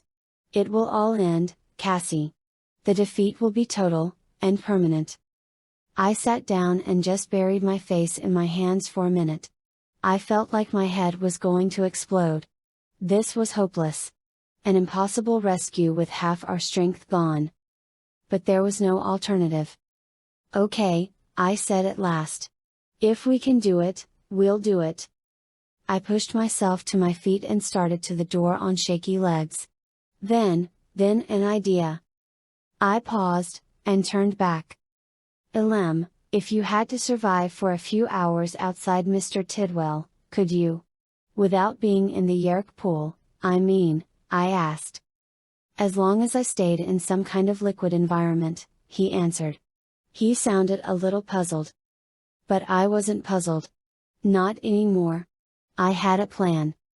A totally terrifying plan. But a plan. Chapter 14. Hey, Marco. Wait up! I chased down the street until I caught up to him. I'd been hoping I'd find him on his way home from school. I talked to Tidwell. Visser 3 is coming back early. Do you remember 5 little monkeys? Marco asked me, grinning a loopy grin. Did you hear me? I demanded. We've got to get Aftran out today. But I think I have a plan. It was a song. More of a chant, I guess. With little hand gestures, Marco continued. Totally ignoring me. It went like this. Marco began talking in a rhythmic sing-song. 5 little monkeys jumping on the bed. One fell off and broke his head. Mama called the doctor and the doctor said. I chanted the last line with Marco. No more monkeys jumping on the bed. Yeah, can we move on? Then it would start again. Except with 4 little monkeys jumping on the bed, Marco said. I circled around in front of him and walked backward so I could look at him while I talked. I remember it. Now, do you want to play jump rope or do you want to hear my plan? We're the 5 little monkeys, Marco said, staring me in the eye. Well, 6. 3 of us already fell off the bed. Now there are only 3 of us left. Monkey Cassie. Monkey Tobias. And Monkey Marco. He gave a few half-hearted oohs and scratched himself under the arms cartoon monkey style. You're scared, aren't you? I asked. I dropped back into step beside him. Yeah, I'm scared. Of course I'm scared, he shot back. Axe could die. And we're getting ready to go into the Yeerk pool with half our usual fighting force. Half? That is unless another one of us keels over in the next couple hours. Which could happen. You're feeling okay so far though, right? I asked. I reached out and pressed my wrist against his forehead. Kind of warm. Kind of clammy. But we'd been walking. Marco had probably just worked up a sweat. My eyes feel kind of weird. Kind of gummy, Marco admitted.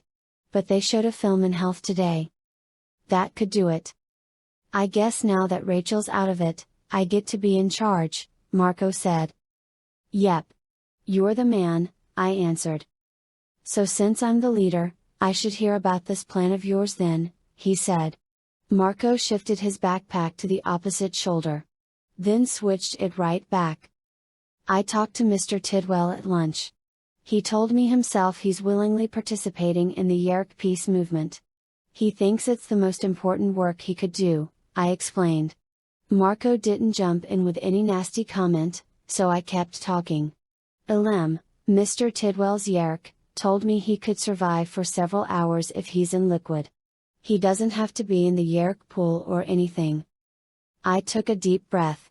I thought I could morph him, and... You want to morph a Yeerk? Marco demanded. He started to make loud barfing noises. I know it's kind of desperate, but... My voice trailed off as Marco leaned into the bushes and threw up. I moved up behind him and rested my hand on his back. Finally Marco's back stopped heaving. He straightened up and wiped his mouth with his sleeve. Then he turned to face me. Another monkey just fell off the bed, he said. Then, with a crooked smile, he added, poor Cassie. I tried to smile bravely. But I wasn't feeling brave. I was feeling scared and alone. Got to think about one thing, Marco said weakly. What? What if you pull it off? Then he collapsed. And I was too busy hauling him back up to his feet to think about what he'd just said. Only later did it occur to me. Marco had seen the fatal flaw. If I succeeded. If I rescued Aftran. Then what? I'd have an outlaw Yeerk, without a host, and worse by far, without access to life-giving Kendrona rays. I could save Aftran. Only to watch her die. Chapter 15. Axe's temperature is down to 92.8, Tobias announced from his perch as I rushed into the barn. I did a little math in my head. I'd been gone for about 9 hours. Axe's temperature had gone down 1.6 degrees. So he was losing not quite 2 points an hour. So we had about 8 hours before he hit the crisis. Visser 3's coming back tonight, I told Tobias. I filled him in on my conversation with Mr. Tidwell and my plan. I should make it back from the Yeerk pool before Axe needs us to operate, I said. If I made it back. I started toward Axe's stall.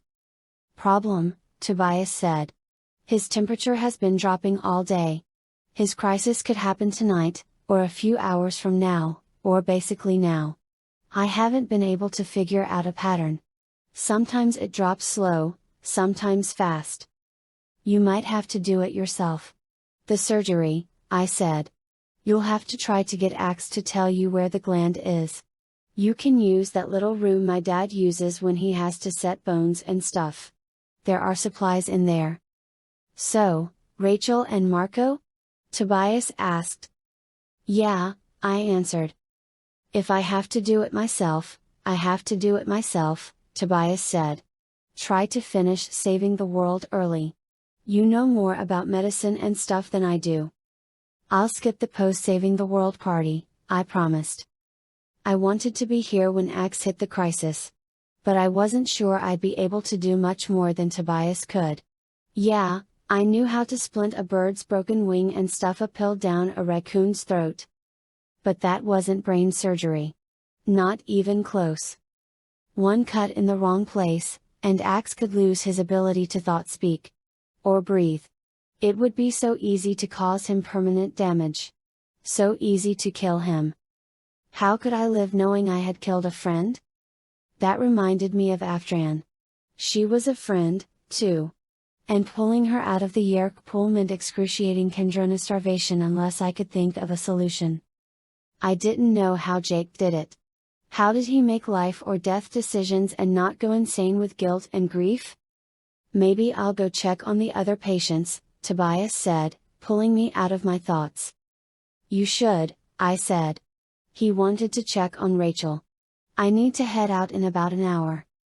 I'll be back before then, he promised. He beat wings out the hayloft window. I hurried over to Axe's stall. When I opened the door, Axe and Eric appeared in front of me. How are you guys doing? I asked them. Eric has been teaching me how to play rock, scissor, paper. Rock smashing scissor I understand, Axe said. And scissor cutting paper. But not paper wrapping rock. Rocks do not breathe, correct? So how would this hurt them? Paper beating rock. It is sort of weird, I answered. Weird, yes. That is why I now owe Eric $1,007, Axe told me. I raised my eyebrows at Eric. He shrugged. $1,007. Is that a great deal of money? Axe asked. It's up there, I answered, giving his arm a quick pat. Axe pointed his stalk eyes toward the barn roof. I don't see it up there, he said. I mean it's a lot. A lot of money, I explained. Axe kept his eyes focused upward. Wait. Now I think I see it. I'll go get it. He took a step forward and a spasm raced through his body. That's okay, Eric said. Don't worry about it. We'll play more later, and you'll win the money back from me. Axe didn't answer. He just kept staring at the ceiling. Eric leaned close to me. He's been like this all day, he whispered. He'll seem okay. And then he loses it. So he was still delirious part of the time. Any close calls with my dad? I asked. I glanced at the stall door. From this side, the hologram looked like a smoky silver cloud. I could only see faint shapes and shadows out in the barn. Tobias had to buzz the cages once. The animals all freaked, and that kept your dad busy, Eric answered. Just tell me you're not going to get this stupid illness. Eric smiled. I've never been sick a day in my life. And I am really, really old. I turned my attention to Axe. Axe? Hey, Axe. Come on, stop staring up there. I need you to talk to me. Axe slowly lowered his eye stalks. Can you tell me where the tria gland is? Can you point to the spot on your head? I asked. You said the test wouldn't cover the tria gland, Axe complained. You said we didn't have to know the glands. Oh, man. He thought he was back in school. This isn't a test, Axe. You're not going to be graded or anything, I tried to reassure him. Just take a guess. Where do you think the tria gland is? I need to know. Thump. Thump. Thump. Eric grabbed my shoulder and pointed into the barn. A dark shadow moved closer. It was my dad thumping through the barn in his clunky work boots. And he was heading right for us. I threw myself at the stall door and scrambled over. It had to look like I had materialized out of thin air. You don't have to do a thing out here, I blurted. I already fed and watered all the animals myself. My dad peered over my shoulder. Where were you hiding? I was sure the barn was empty when I came in. I was right here the whole time. Got to get those bifocals, Dad, I said. My dad frowned. You can't fool me, Cassie, he told me. I know you were in that empty stall. And why? My heart gave a hard double thump. You do? I asked. He nodded. You were pretending you were a horse, weren't you? He asked. I hadn't played that game where I pretended I was a horse since I was about 5. Okay, maybe 6. But I didn't tell my dad that. I just gave him a weak smile. Yeah. You caught me. Chapter 16. As soon as I got my dad out of the barn, I fed and watered the animals. I had to since I'd said I'd already done it. Then I headed to the corner of the barn where my dad has a little workbench. He's not Joe Carpenter, but he did go through a spell where he was really into making birdhouses. Plus he makes cages sometimes and does repairs around the barn. So he had a decent selection of tools. I knew my dad had most of the stuff I would need for the trachea gland surgery in the operating room. But I didn't think he'd have anything I could use to cut through Axe's skull. My dad's a great vet, but he doesn't saw through bone much. I scanned the messy array of tools. Was there anything that could cut through bone? My dad had a saw with teeth I thought could handle the job. But the saw was way too long. Unless I was going to cut Axe's head straight down the middle like a big melon. I squeezed my eyes shut against the gory image that popped into my mind. I tried to reassure myself. The trachea gland probably wasn't too big. I'd only need to make a small hole. A small hole leading directly into Axe's brain. Somehow that thought wasn't all that comforting. I ran my eyes over the tools again. There was a power drill. That would definitely be able to make a hole through bone. But the hole would be too small. I saw a few more tools jammed behind a half-finished birdhouse. I picked it up, my fingers curling into the little round hole in the front. That little hole was probably about the size of the one I needed to make an Axe's skull. I remembered what tool my dad used to make it. It's called a hole saw. It looks sort of like a corkscrew. Except instead of a metal ring that fits around the top of a bottle, there is a little round saw. I rushed to the operating room, clicked on the fluorescent lights, and stashed the saw. Then I made a little pile of supplies I thought I might need: hemostats, retractors, scissors, syringes, surgical thread, cotton balls, bandages, betadine, alcohol. As I headed out of the operating room I heard a flapping sound. Then Tobias swooped through the hayloft. "How's Rach?" I began. "Didn't get there," he answered as he headed toward his usual perch in the rafters. "Started to feel." His words trailed off as he dropped lower for his landing. And lower. Way too low. "Tobias, watch out!" I screeched. Thump. Tobias ran into the rafter headfirst. He plummeted. Thud. He landed on the barn floor. And lay still. No. No, no, no. I raced over to Tobias and dropped to my knees beside him. Gently I scooped him up. I couldn't tell which was trembling. His body. Or my fingers holding his body. "Tobias, are you okay?" I crooned. He didn't answer. "Tobias? Tobias." "I swear I didn't drink the punch," he answered. A little groggy. But definitely alive. I slowly climbed to my feet, careful to keep from jarring him, and started toward the row of cages. "I'm going to have to put you next to a golden eagle. I know you hate them, but it's the only room available right now." Tobias gave a weak flutter in my hands. "What are you doing?" he demanded. "I'm going to get my dad to take care of you," I answered. I slid him into the empty cage and latched the door. "You're locking me up? No way!" Tobias cried. "I want out of here." He struggled to his feet and puffed his feathers. I grabbed a chart and noted that the red-tailed hawk appeared disoriented. I added that I thought it had stunned itself flying into one of the rafters. If there were other symptoms, my dad would know how to handle them. At least I didn't have to worry about Tobias. I had to worry about Axe more. If he went into crisis while I was at the Yeerk pool, there would be no one to operate. Tobias gnawed on one of the cage's metal bars with his beak. "Oh, just stop it," I snapped. "You're in the best place you can possibly be. I have no time for any crap, okay?" "Okay," he said meekly. "Yes, ma'am," Eric said from the last stall. I tried to get a grip on myself. I took a couple of deep breaths. Didn't work. I wasn't calm. Chapter 17. Tobias was right, I thought as I rushed into the house. I was the leader now. The leader of one. The last little monkey jumping on the bed. I found my mom sitting at the computer. "I'm doing a report on animal brain surgery," I told her. "Any books you think might help?" "Home?" My mother reached out and pulled a thick green book off the shelf over her head. "The introductory chapter in this one is pretty good."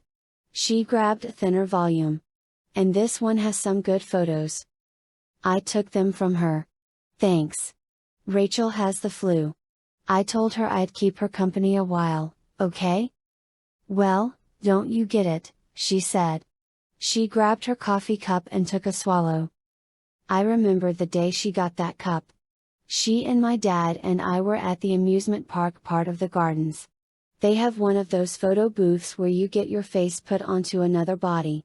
We decided on all three of us as supermodels. My mom thought it was so hilarious she had it put on the cup.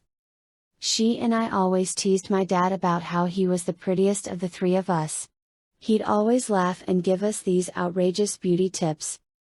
"I'll tell her," I said. Lying, the way I've had to lie so often since that day Elfinger gave us the power to morph. Bye. I wished I could say something else, something more. It could be the last time I rushed out of the house and back to the barn. I headed to Axe's stall. I took a deep breath, then stepped inside. "How are you doing, Axe?" I asked. One of his stalk eyes swung a half turn toward me. That was all the reaction I got. I just took his temperature again. 91.9, Air said. It had dropped almost a whole degree in less than an hour. If it continued falling at this rate, there was no possible way I'd be back in time. Tobias said there was no pattern to the way the temperature fell. I had to hope that it would slow down now. "Eric, Tobias is sick now, too. I had to put him in one of the cages," I told him. "If Axe reaches his crisis before I get back."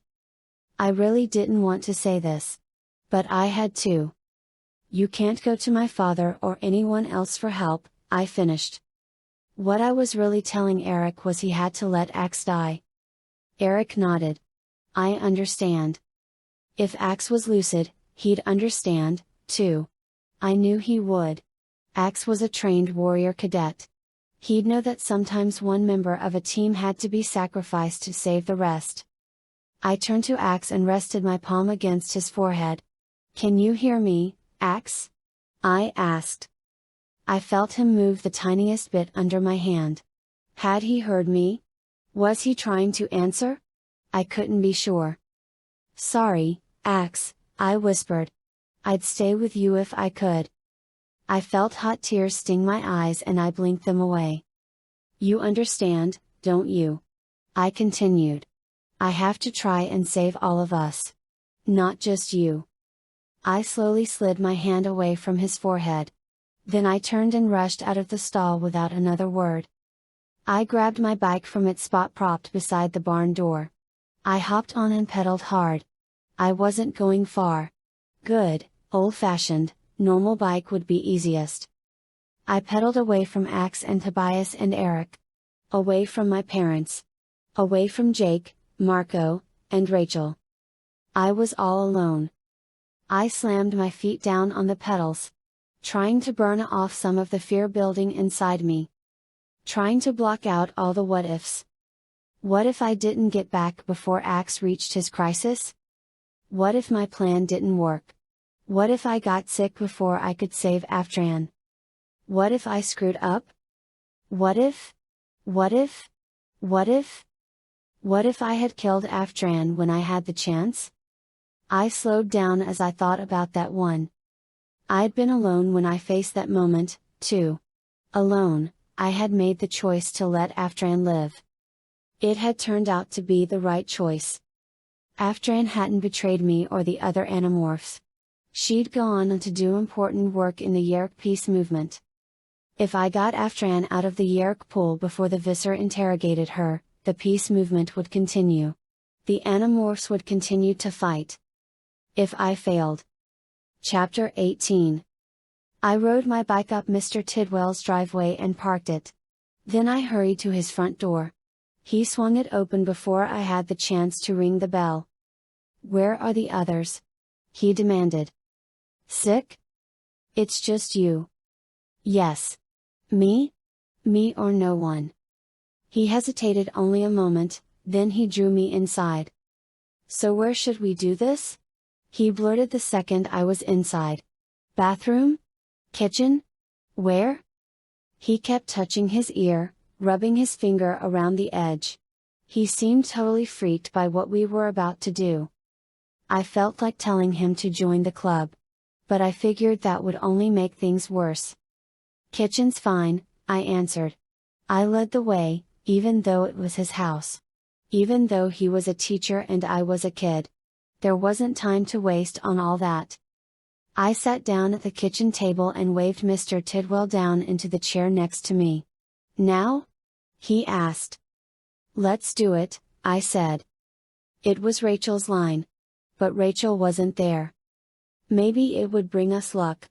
All of us. Mr. Tidwell tilted his right ear toward the table. I leaned down. My eyes locked themselves on the hole at the ear center. I couldn't look away. The opening to the hole began to glisten. Then a pencil-thin wand of wet gray flesh slid out. It wiggled this way and that. Almost as if it were tasting the air. Schlop. Schlop. Schlop. More of the gray flesh squeezed itself out of Mr. Tidwell's ear. Plop. The Yeerk fell the few inches to the table. Its body had been stretched and flattened by crawling out the ear canal. As I watched, the Yeerk's gray flesh contracted, like a hand closing into a fist, forming its slug-like body. I jerked back. The legs of my chair squealed against the kitchen floor. "It's a limb," I told myself, trying to control my revulsion.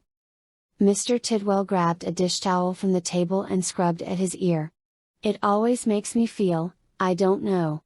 Empty?" I didn't answer. I wanted to move.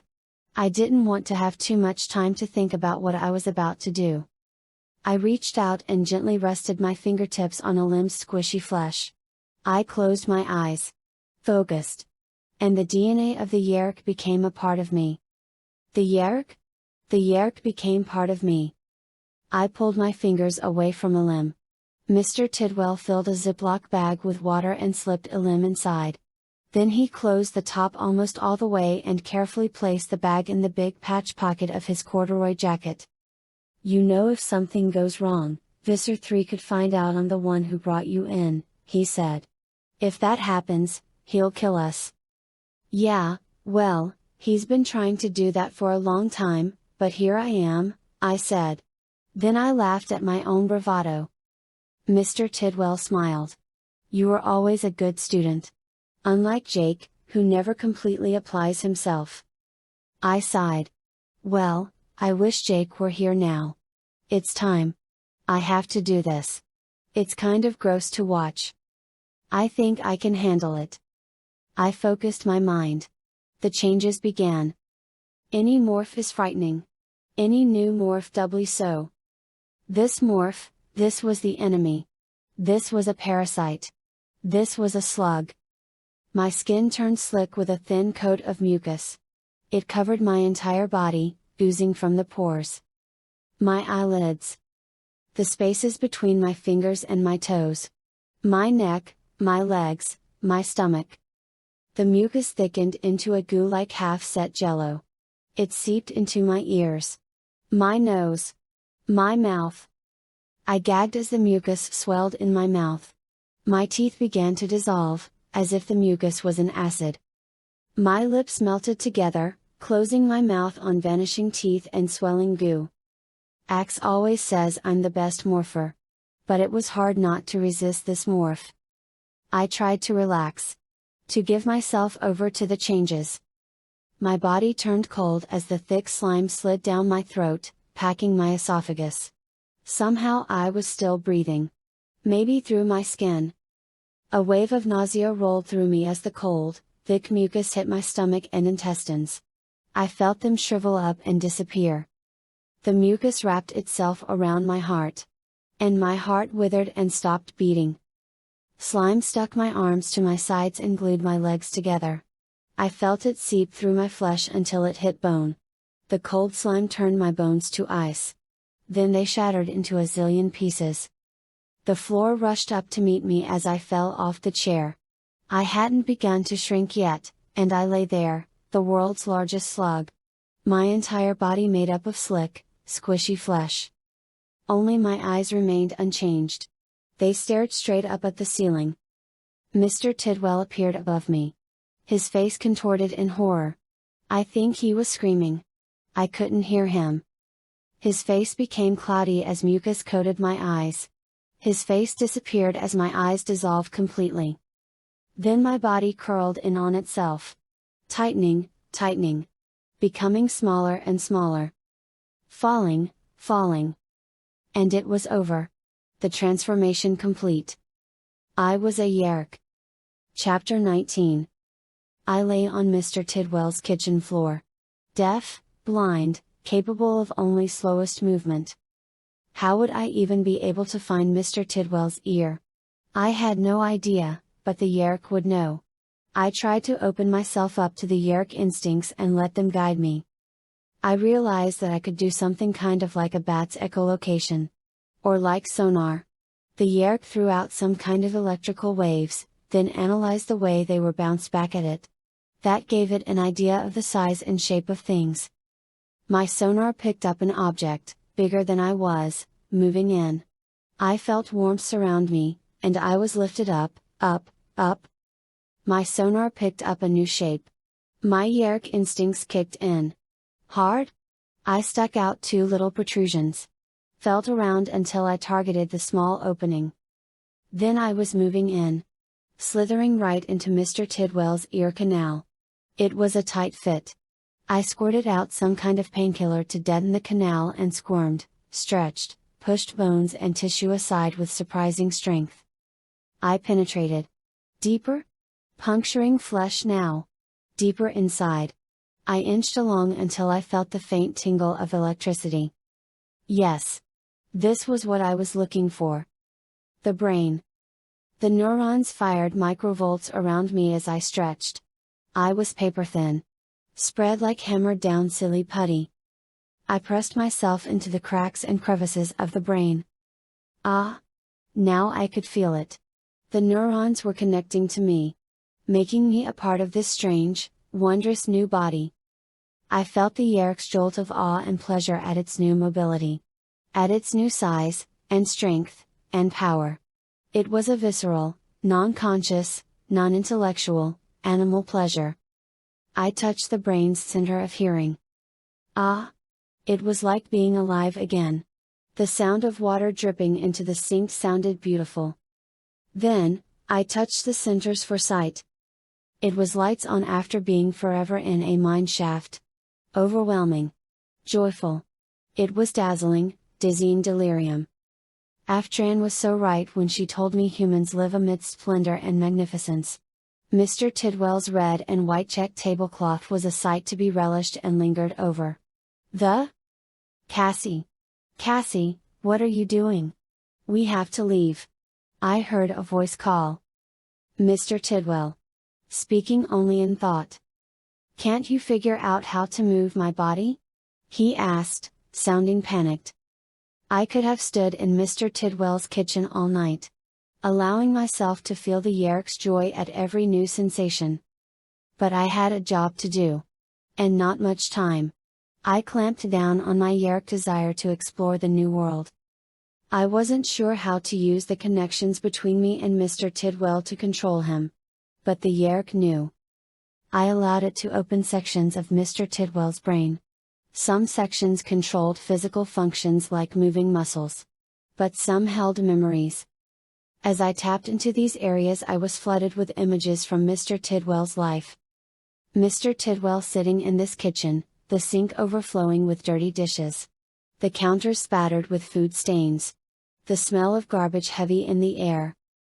A younger, thinner Mr. Tidwell in this same kitchen, but now sparkling clean and cheerful, standing next to his wife, flicking soapsuds at her. Mr. Tidwell walking into a classroom on his first day as a teacher. Feeling proud and nervous as he wrote his name on the board and turned to face the class. Mr. Tidwell climbing into his bed last night, and carefully placing his wife's picture on the pillow beside him. I didn't want to see that. I didn't want to go pawing through Mr. Tidwell's memories. I wished I could apologize to him, but even though I could hear his thoughts, I didn't know how to send him my thoughts back. I continued searching his brain, backing away any time I hit memory. But memory was everywhere. I was invading every secret, destroying all privacy. I felt ashamed. I tried to move a hand. It moved. I tried to form speech. It was easy. Okay, I think I've got it, I muttered in Mr. Tidwell's voice. I took a step, and bumped into the table. Don't worry. I'm kind of klutzy, Mr. Tidwell said. I appreciated him trying to joke. I took another step. Didn't hit anything. I slowly headed out the front door, feeling more at ease in my new body with every motion. I climbed into Mr. Tidwell's car. I didn't know how to drive, but Mr. Tidwell did. And anything he knew how to do, I now knew how to do.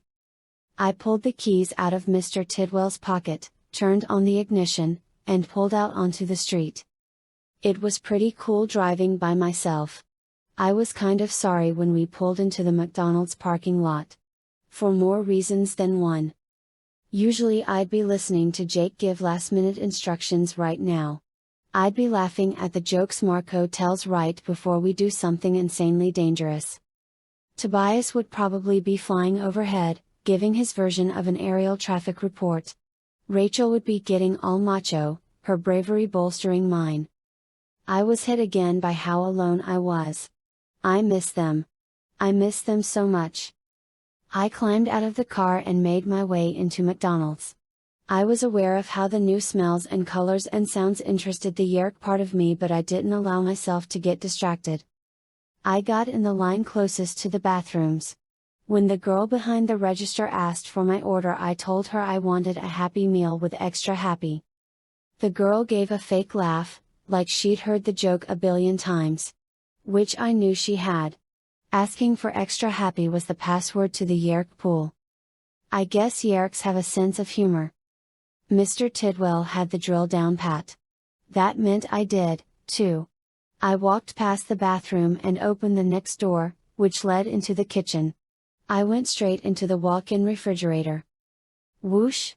The back of the fridge split and slid open. I knew the Gleet biofilter was just inside. I took a deep breath and stepped through. The biofilter didn't make a single burr eat. All it detected was human and Yeerk. Both authorized lifeforms. It had no way of sensing the Animorph who was also making her way through the entrance to the Yeerk pool. Chapter 20. I started down the long staircase leading to the Yeerk pool. The air felt moist against my face. Almost oily. Mr. Tidwell's glasses clouded up.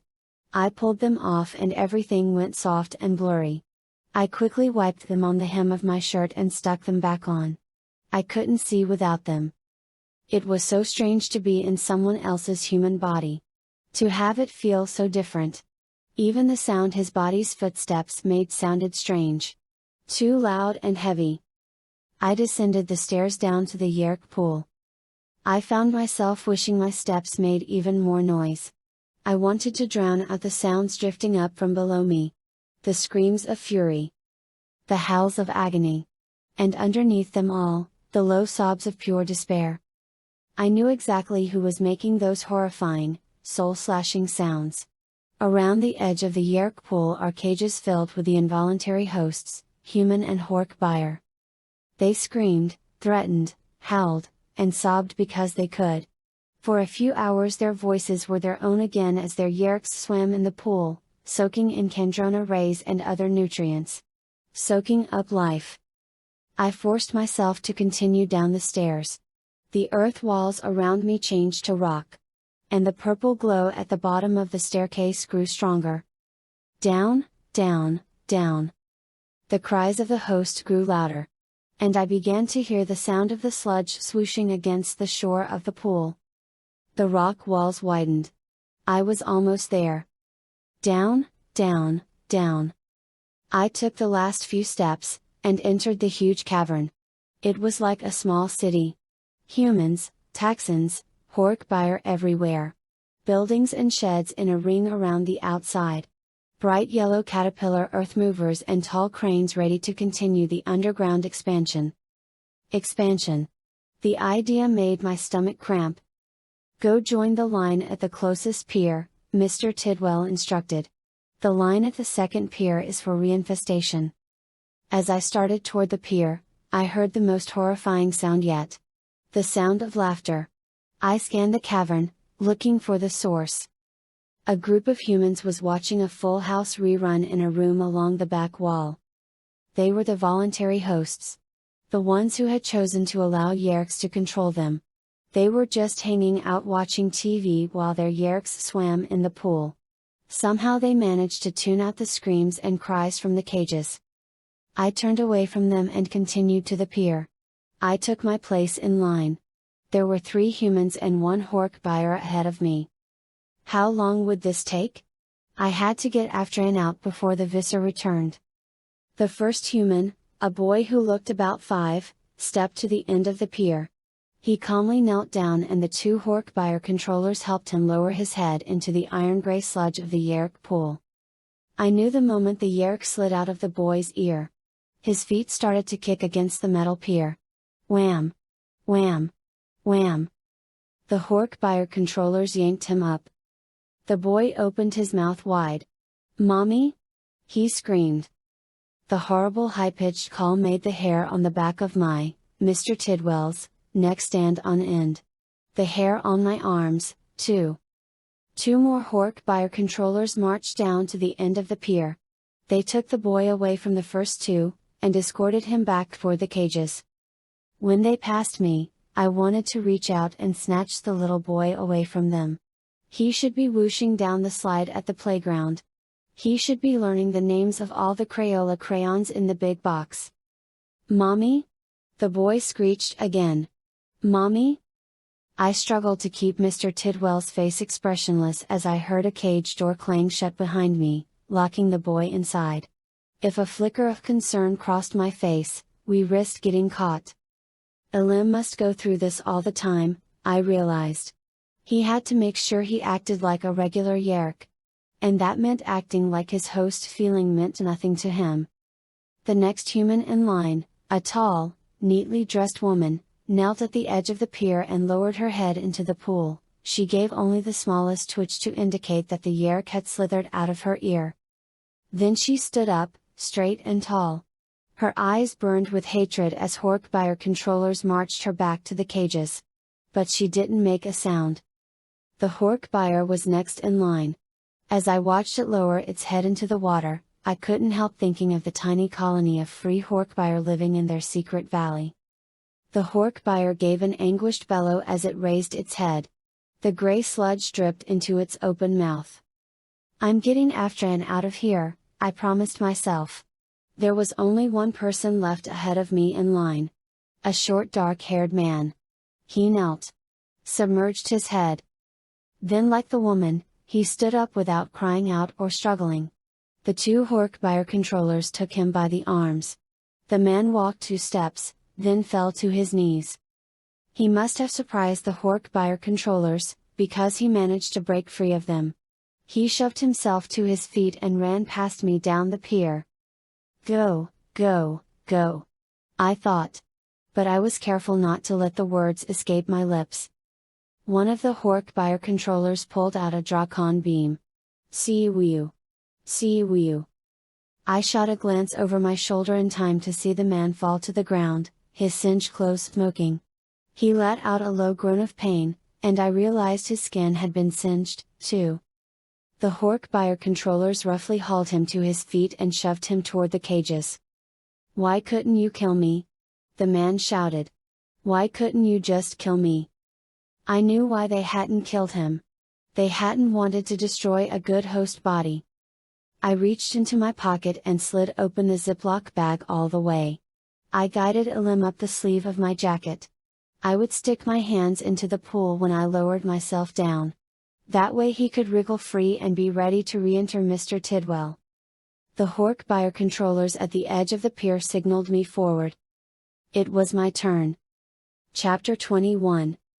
I could feel my knees shaking as I knelt down at the edge of the pier. I took a deep breath and lowered my head into the sludge. The first thing I did was release Elim.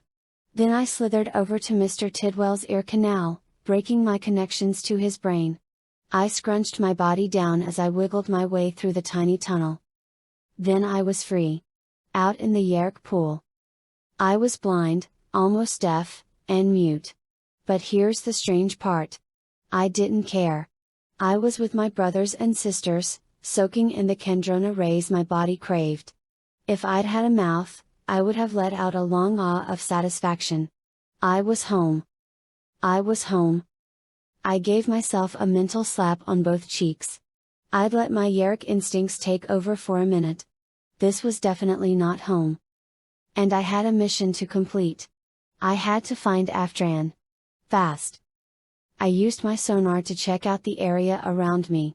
There were Yeerks everywhere. Above me. Below me.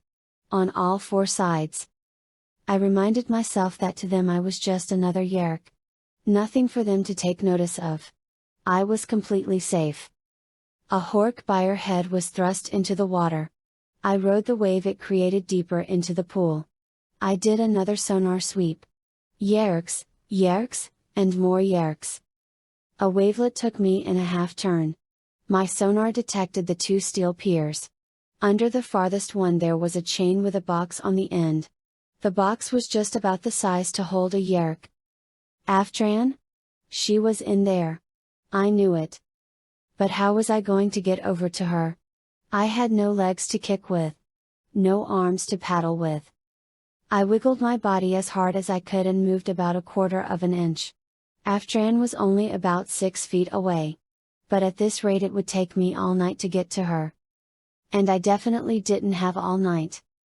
Use the Yeerk, I told myself. It knows how to swim.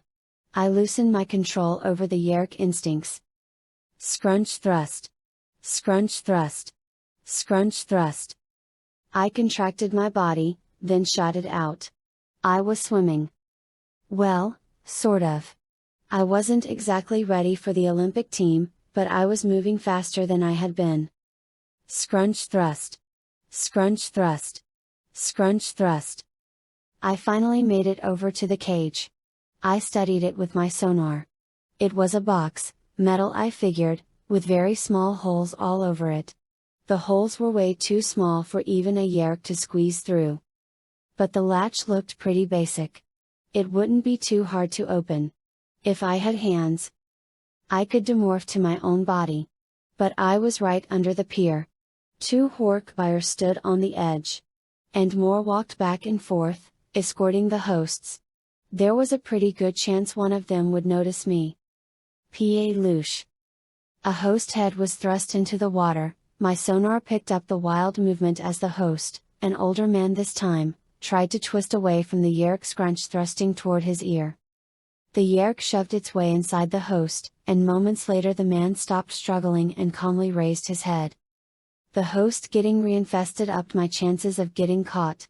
A Yeerk could slither into its host, see me in my human morph, lift up its head, and report me. I couldn't risk morphing so close to the pier. I had to find another way to get Aftran out. K.A Louche. Another host head was shoved into the pool. A girl. My sonar picked up her long hair flowing through the water. It was hard to tell, but I didn't think she was that much older than I was. I am ready to interrogate the prisoner. That voice. It was the voice of evil. It ripped through me, sending spikes of terror through my small, soft body. Visser 3. He was back. And I hadn't even found a way to open Aftran's cage. Bring Aftran 942 to me, Visser 3 commanded. Aftran's cage immediately began to move through the pool. Someone was pulling the chain up. Pulling Aftran away from me. And I had no hands to stop it. But I had to do something. Now. Everyone is invited to the infestation pier, Visser 3 said, sounding jovial. You are invited to witness the fate of traitors. Chapter 22. No time to plan. No time to do anything but move. Scrunch thrust. Scrunch thrust. Scrunch thrust. I powered over to the girl whose head was in the water. A Yeerk was just about to enter her ear. I shoved it out of the way and slithered in myself. I gave a squirt of painkiller and wriggled through the ear canal. I spread myself out over the brain.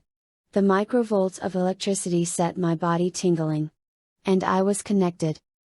I frantically opened the girl's memories. She was a member of the sharing. This girl, she was a voluntary host. A collaborator. I couldn't let her get anything from me. No thoughts. No emotions. Nothing even the tiniest bit Cassie. I felt hands on my shoulders, helping me out of the water. I stumbled to my feet. Any second the girl was going to realize I wasn't her usual Yeerk. But she wouldn't be able to do anything to betray me. Not now. I had control of the body. But as soon as I left her, she would be able to tell Visser 3 everything she learned while I was in her head. I had to act. Now. Before I let it slip that the Visser's Andalite bandits were mostly human. Before I betrayed him and Tidwell. Or the Chi. I turned around and locked my eyes on Visser 3. In his Andalite morph.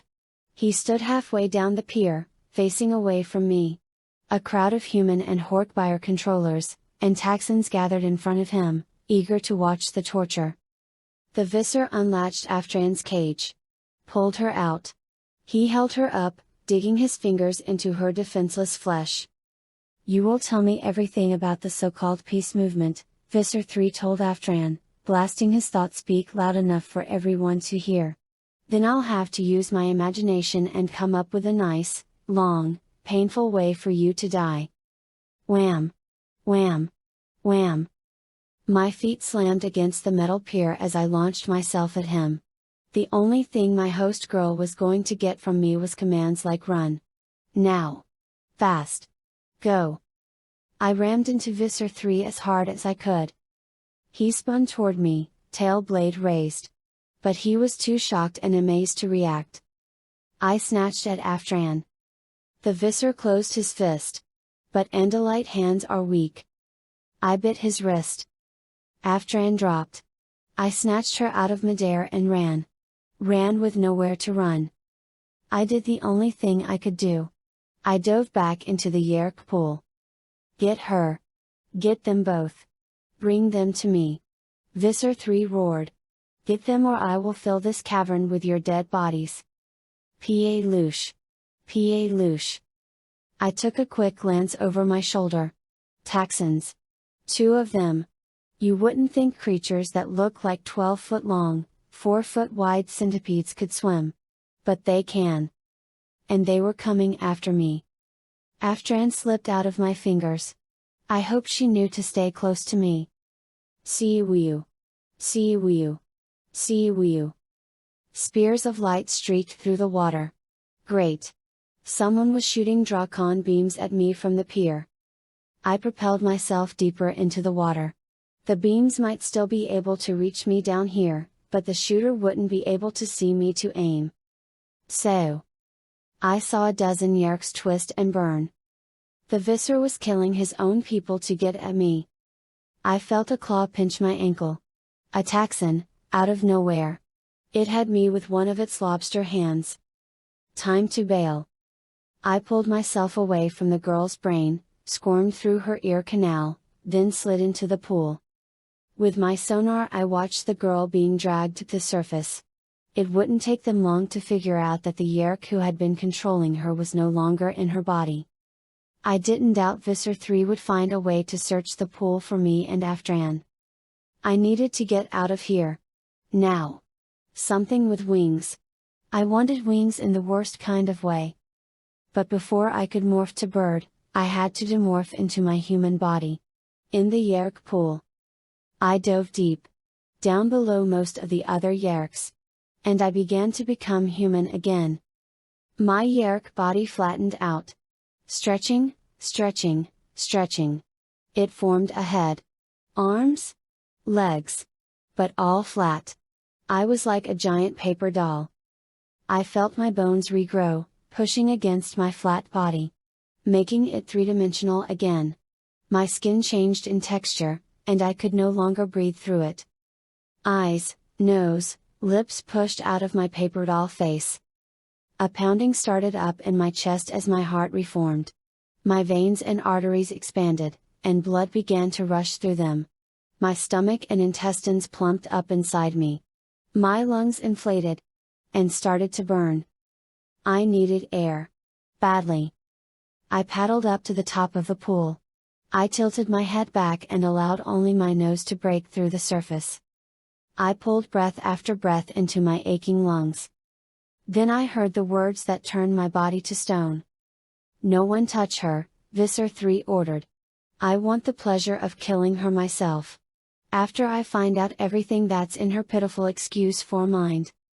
Chapter 23. I swam. I swam hard. Then? "This creature has no Yeerk," the Visser cried. He wasn't talking to me. He was talking to the girl whose body I'd used to attack him. Any second now he would figure it out. Any second now. A second traitor. Some Yeerk use this host too, no. The Andalites. They're here. I took another long breath. Then pushed myself deeper into the pool. The Yeerks brushed against my arms, my legs, my face. The feel of their jellyfish soft bodies repulsed me. I flicked them away. As fast as I did, new ones took their place. "Ignore them," I ordered myself. Now was not the time to get distracted. I needed to morph. Morphing underwater without breathing was beyond risky. It was stupid. But I had to get out of the pool and I didn't have any backup. I had to take the chance. An owl. It would be strong enough to carry Afdran. And its eyes would allow it to maneuver in the dim cavern. I concentrated on the owl DNA inside me. I felt the feathers begin to form. They clung to my human body, wet and heavy. I would never be able to lift myself into the air with these drenched feathers. Forget about me and Afdran. My lungs burned. But I couldn't risk another breath. I ran through my other possible morphs. Which would give me the best chance to escape? Think, think, think. Shark? No. Dolphin? No. Squirrel? Maybe. No. My insect morphs were definitely out of the question. I was starting to get dizzy. I was running out of time. Wait. Got it. My osprey morph. Osprey hunted fish. That meant they had to be able to get wet and still fly. I concentrated on the osprey DNA. I ignored the pressure building in my chest. My legs grew thin as noodles. They swayed in the water for a moment before they began to shorten. I felt my lips and nose melt together to form a beak. I choked as a mouthful of Yeerk pool sludge sloshed down my throat. The taste was bitter on my shrinking tongue. Where were my wings? I needed wings. My lungs throbbed. I couldn't hold my breath. A pulling sensation raced up and down my arms as they stretched into wings. Yes. Afdran, get between my talons. Now. Hurry! I cried though I knew she couldn't hear or answer. I felt pinpricks cover my body as my feathers started to pop out. Afdran slid between my talons. I had her. At least I hoped it was her. We were out of there.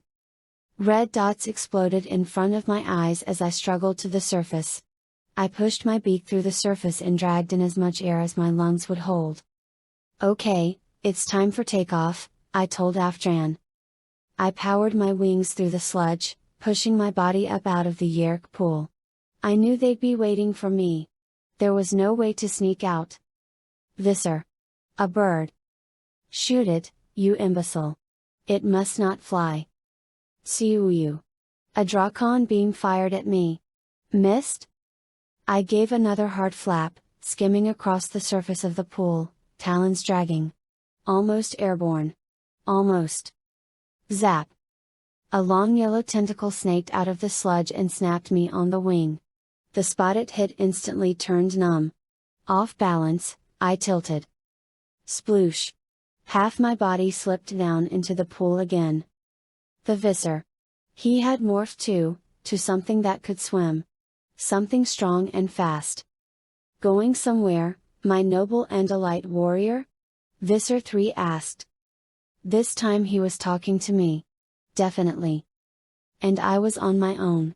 I didn't have Marco, Jake, Tobias, Rachel, or Axe to distract the visor. His new morph was terrifying. It was like a floating eyeball with long tentacles for lashes. One of those tentacles shot out and snapped me on the wing again. Numb. His tentacles were filled with poison. If I got hit too many more times I wouldn't be able to move my wing at all. I'd sink straight to the bottom in the visor. Zap! I took another hit. The opposite wing. I had to get myself back out of the water. I slammed my wings through the sludge. Zap! My bad wing again. It was almost half numb now. Think of Axe. Think of Jake. I thrust my wings down again and again. Rachel. Tobias. Marco. More red dots exploding. I couldn't hold my breath much longer. I broke through the surface of the water. Mom? Dad? I pulled up. Muscles screaming in pain. Yes. I was out of reach of the tentacles. I wheeled around and flapped toward the staircase.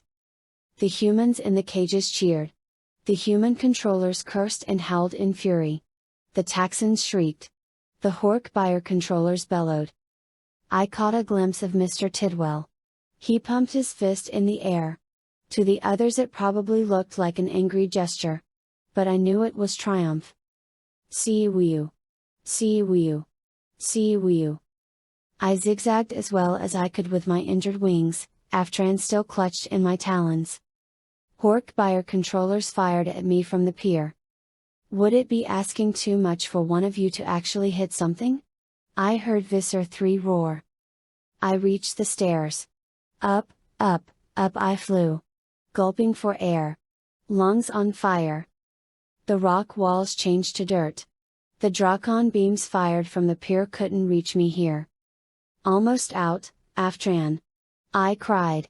I pumped harder. Couldn't slow down. Not now. See you. A sharp, acrid scent flooded me. The smell of my own feathers. The Drakon beam had singed them. I made a sharp turn to the left. Now I saw what I had missed in my frenzy. It floated through the air, heading for me. A seemingly weightless metallic ball. A hunter robot. Chapter 24. I knew the hunter robot only had one weak spot. Its visual aiming system. I flapped hard, struggling to get some altitude. I moved into position above the hunter robot. I only had one chance. I waited for it. The big metal ball rotated until its camera lens was pointed up at me. In 1 second it would fire. Blat. A gray-white blob fell. My life, Aftran's life, the life of all my friends, the future of the human race, hung on that falling blob. It hit the lens. The robot spun to the right. Then to the left. Then to the right again.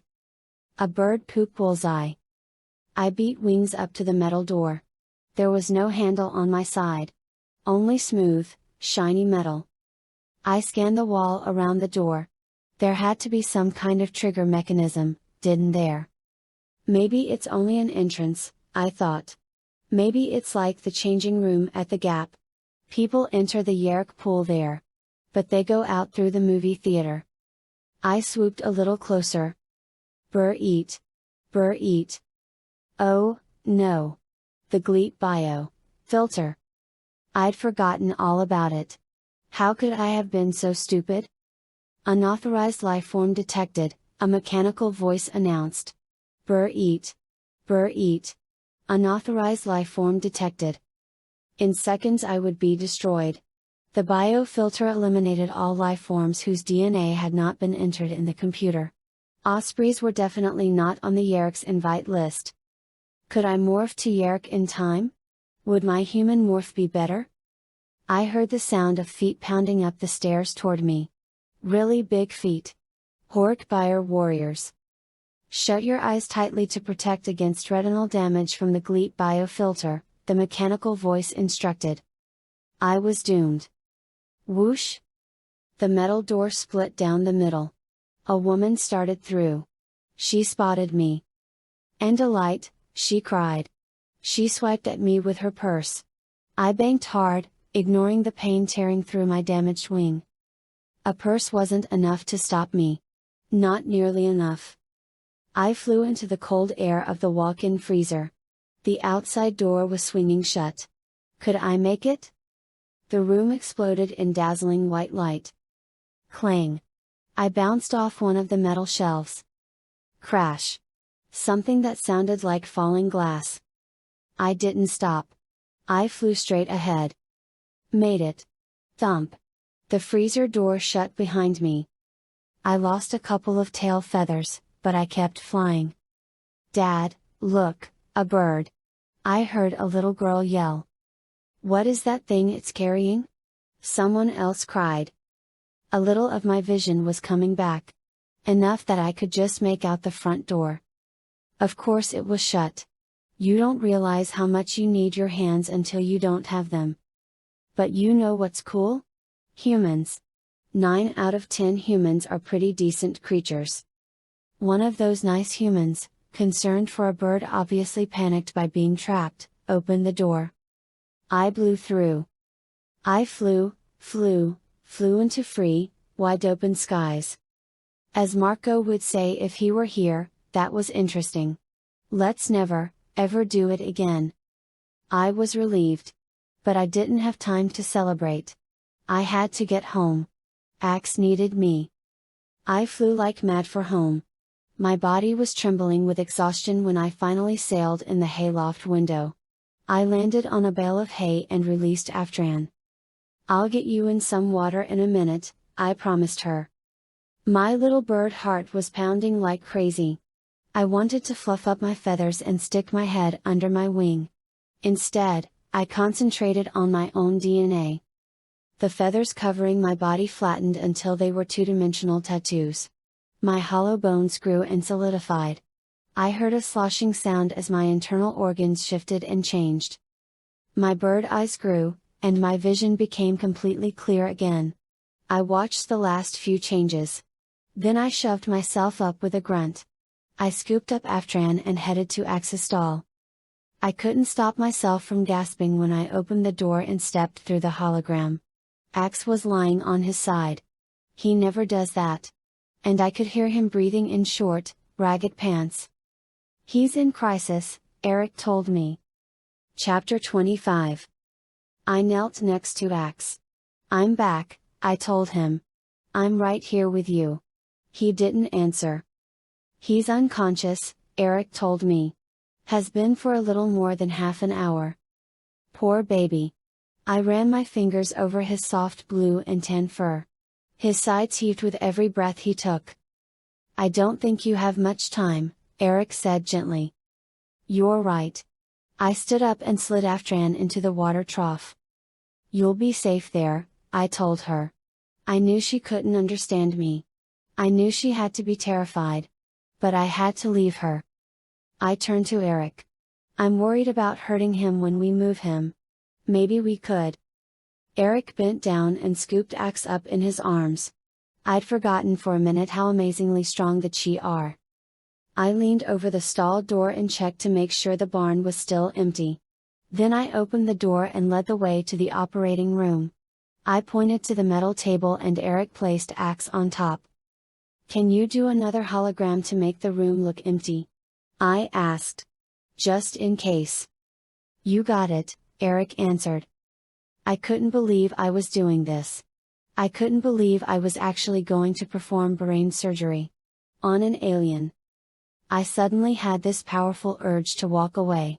To go find a TV, plant myself in front of it with a pint of Ben and Jerry's, crank the volume, and forget everything. Probably nothing on, anyway, I muttered. What? Nothing. Just take it one step at a time, I coached myself. But what should the first step be? I closed my eyes and tried to picture what my dad did before an operation and what I'd seen in the books I'd gotten from my mom. Got it. Step 1, get things clean. Duh? Numbly I walked over to the sink and washed my hands with antibacterial soap. I dried them, then pulled on a pair of latex gloves. I took a bottle of rubbing alcohol off the shelf and grabbed a jar of cotton balls. I soaked one of the balls. This will feel a little cold, I told Axe before I started swabbing his head. I knew he couldn't hear me. But it made me feel a little better to talk to him. I tossed the used cotton ball in the garbage and carefully returned the alcohol and the rest of the cotton balls to their proper places. I was stalling. And that could be deadly to Axe. I didn't know how much time he had left. I jerked open the long drawer in the middle of my dad's cabinet and pulled out a scalpel. I took it over to Axe. My heart was thudding so loud I could feel it all over my body. In my ears. Even in my fingertips. I positioned the scalpel over Axe's head. Then I froze. How could I just make a cut? Where was the tria gland? Maybe I could feel it through Axe's scalp. Maybe there would be swelling. Or a spot that felt hotter or colder. I used my free hand to examine Axe's head. I started with his forehead. Nothing. I moved up to the space between his eye stalks. Nothing. I checked the area around each of his ears.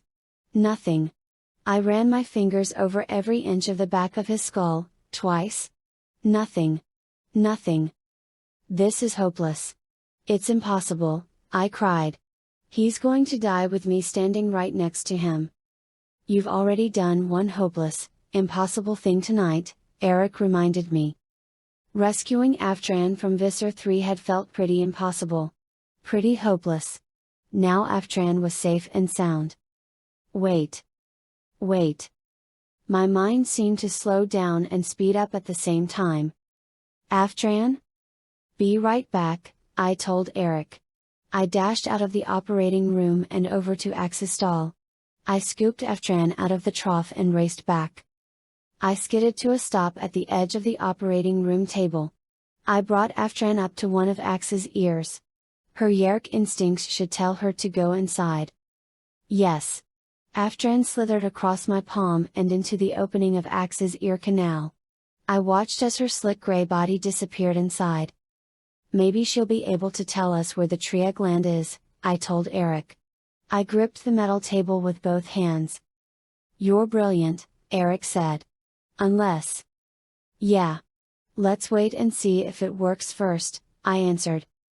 I stared down at Axe. Waiting. Aftran should be pushing herself into Axe's brain right now, I thought. Once she's in control, she'd be able to talk. Wouldn't she? This had to work. It had to. If it didn't. Don't, I ordered myself. Aftran will come through. But why wasn't she saying anything? Why was this taking so long? Was she having trouble with the Andalite brain? Was Axe's illness making it impossible for her to connect? Cassie? Aftran said in Andalite thought speak. I'm here. We got away from Visser 3. You're inside my friend, Axe, I explained, talking as fast as I could. There's a gland in his head that's going to explode any second. If it does, he dies. I have to take it out, but I don't know where it is. Can you feel it?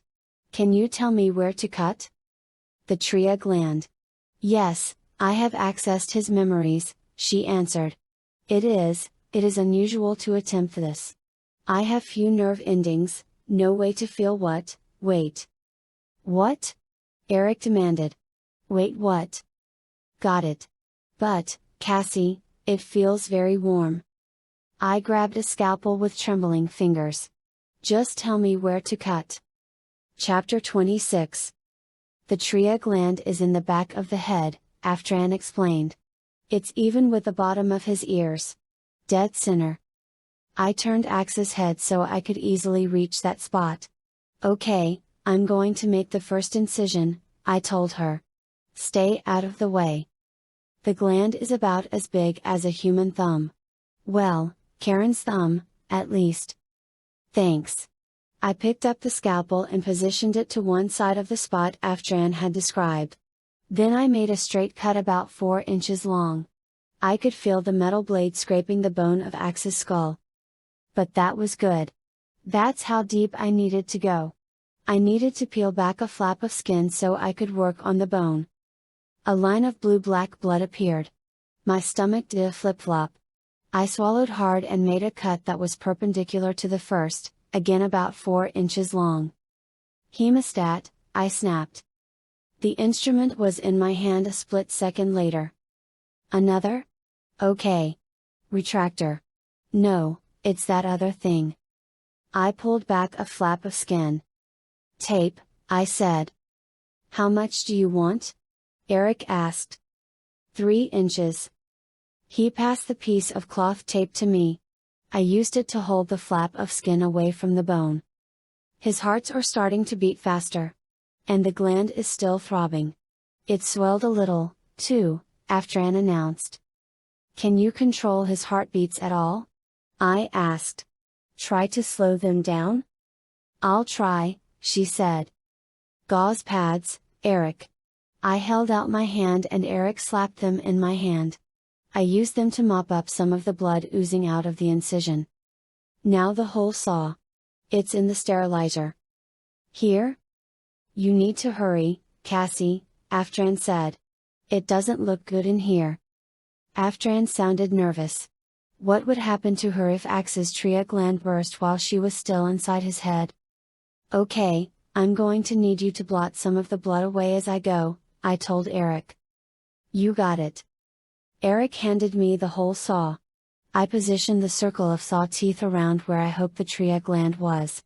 I turned the saw's handle a few times. I pulled the saw back, and the circle of bone came with it. Now I was looking at Axe's brain. Sweat popped out all over my forehead and started to run down my cheeks and nose.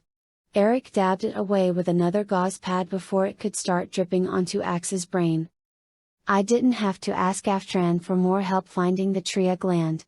It was easy to spot. Deep purple. Bulging. Retractor, I told Eric. Scalpel. My fingers shook when he handed them to me. The gland looked ready to blow. I was afraid if I touched it, it would start spewing. Hold this. My left eye. Sweat. He swabbed my eye with a cotton ball. Okay. Let's do it, I whispered. I slid the scalpel blade beneath the gland with trembling care. I cut. The trachea gland was out. I tossed it into a metal pan. Okay. I wrapped my arms around myself. My whole body was shaking. Don't lose it now, I thought.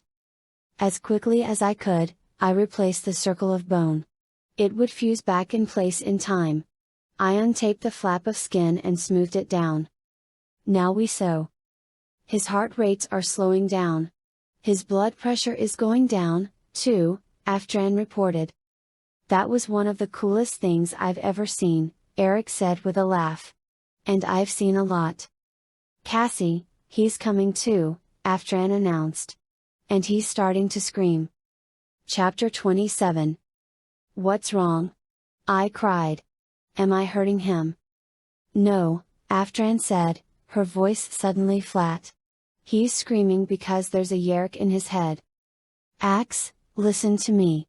The Yeerk is Aftran. She helped me save your life, I cried. He's totally freaking, Aftran told me. He's saying you should have let him die. He would have killed himself with his own blade before he let a Yeerk infest him. He doesn't understand, I answered. Yes, he does, she insisted. I'm coming out. A moment later, Aftran slithered out of Axe's ear. Axe bucked on the table. His eye stalks jerked back and forth. Where is it? He cried. Don't let it touch me. I grabbed his head between my hands. Stop it. I ordered angrily. You have to stay still until I finish stitching your head. Axe obediently lay back on the table, but I could see tremors running through his body. My anger faded.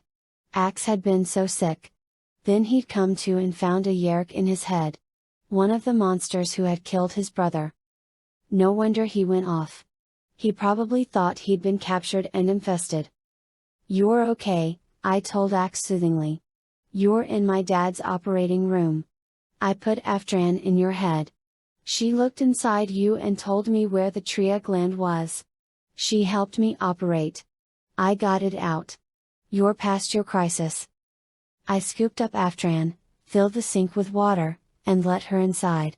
I'll be back in a minute, I promised her. Even though she was deaf again. Blind, mute. Helpless. I turned back to Axe. He kept rubbing his ear. I knew he was feeling violated. Repulsed by what I had done to him. Visser 3 was planning to interrogate Aftran tonight, I said softly as I returned to stitching up Axe's incision. He discovered she was part of the peace movement. Filthy Yeerk, he spat. I made the last stitch. That filthy Yeerk helped save your life. And she very nearly gave her life for peace between human and Yeerk.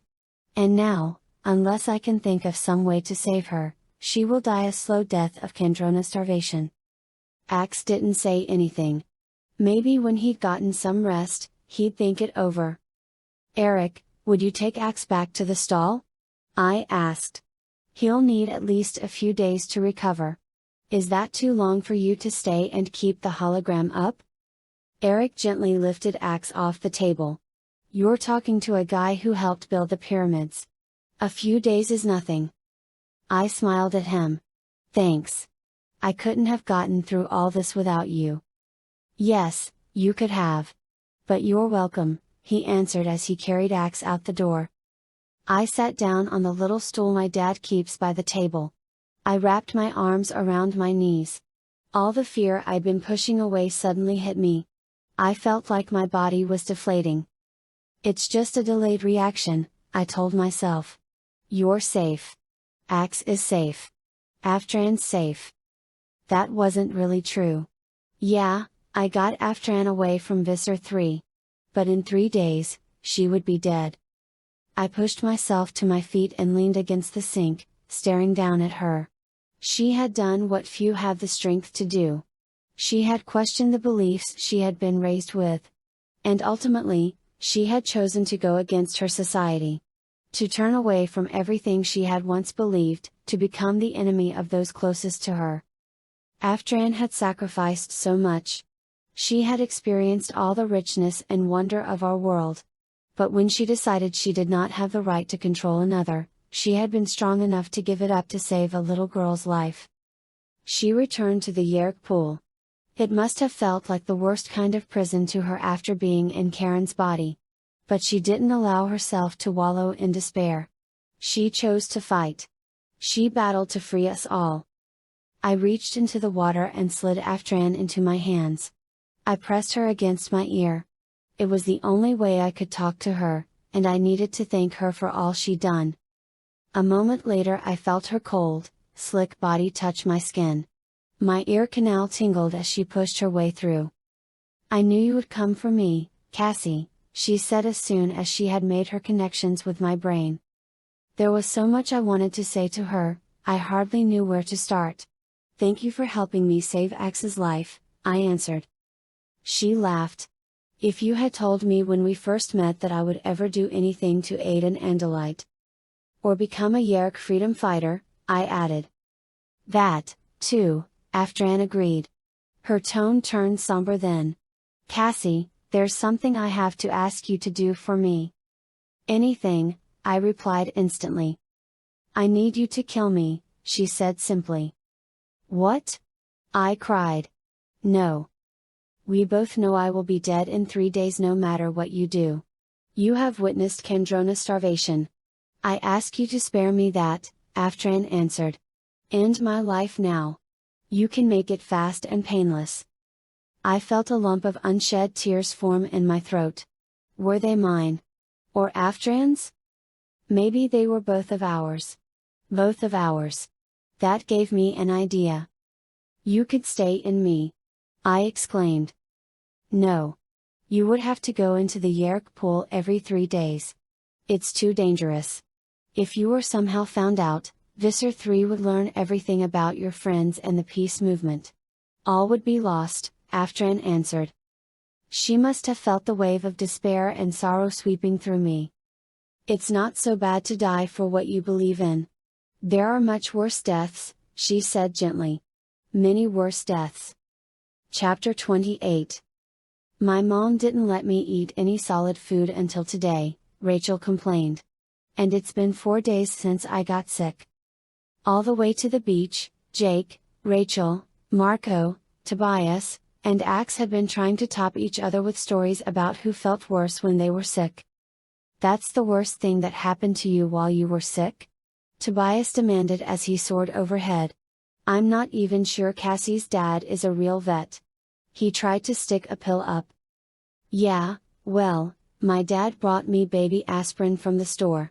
Baby aspirin. Marco groused. Like for a baby. A Yeerk was in my head, Axe said, still amazed. He was in human morph, naturally. In my head. Head duh. I mostly ignored my friend's complaining contest. I was enjoying the warm sand sliding between my toes. And the salty smell and soft sounds of the ocean. There's nothing like a trip to the Yeerk pool to make you appreciate life and freedom. Is this where we're supposed to meet Aftran? Jake asked. Aha. When I morphed a dolphin and visited her this morning, she said it's time for her to move on. But she wanted to say goodbye, I answered. Just look out there. I pointed out at the blue-green water. I don't see anything, Marco said. I do, Tobias answered. Turn a little to the left. We turned. I scanned the ocean and spotted a foamy spot. The water broke over a massive fin. Then a humpback whale leapt. All the way out of the water. Droplets of water flew off her in a sparking comet. There should be a picture of that scene in the dictionary, under beauty. Enjoy. We made the right decision, Jake said. Better than the last time we used the blue box. Would have been hard to do any worse, Marco said. Anyway. Visser 3 will never find Aftran now. On Aftran's second day out of the Yeerk pool, everyone in the group was well enough for a short meeting. We all agreed that we couldn't let Aftran die. It was Jake who thought of the way to save her. He suggested that we give her the power to morph, on the condition that she choose one morph and stay in it forever. It was just safer that way. For everyone. Like I said, the decision was unanimous. Aftran took another sparking flight. I felt like my heart was leaping with her. Whoa! Good leap, Marco exclaimed. It felt good. We were all together again. Alive. Well. And Aftran was free. How amazing was that? Aftran's moving out. Heading for the deep ocean, Tobias announced.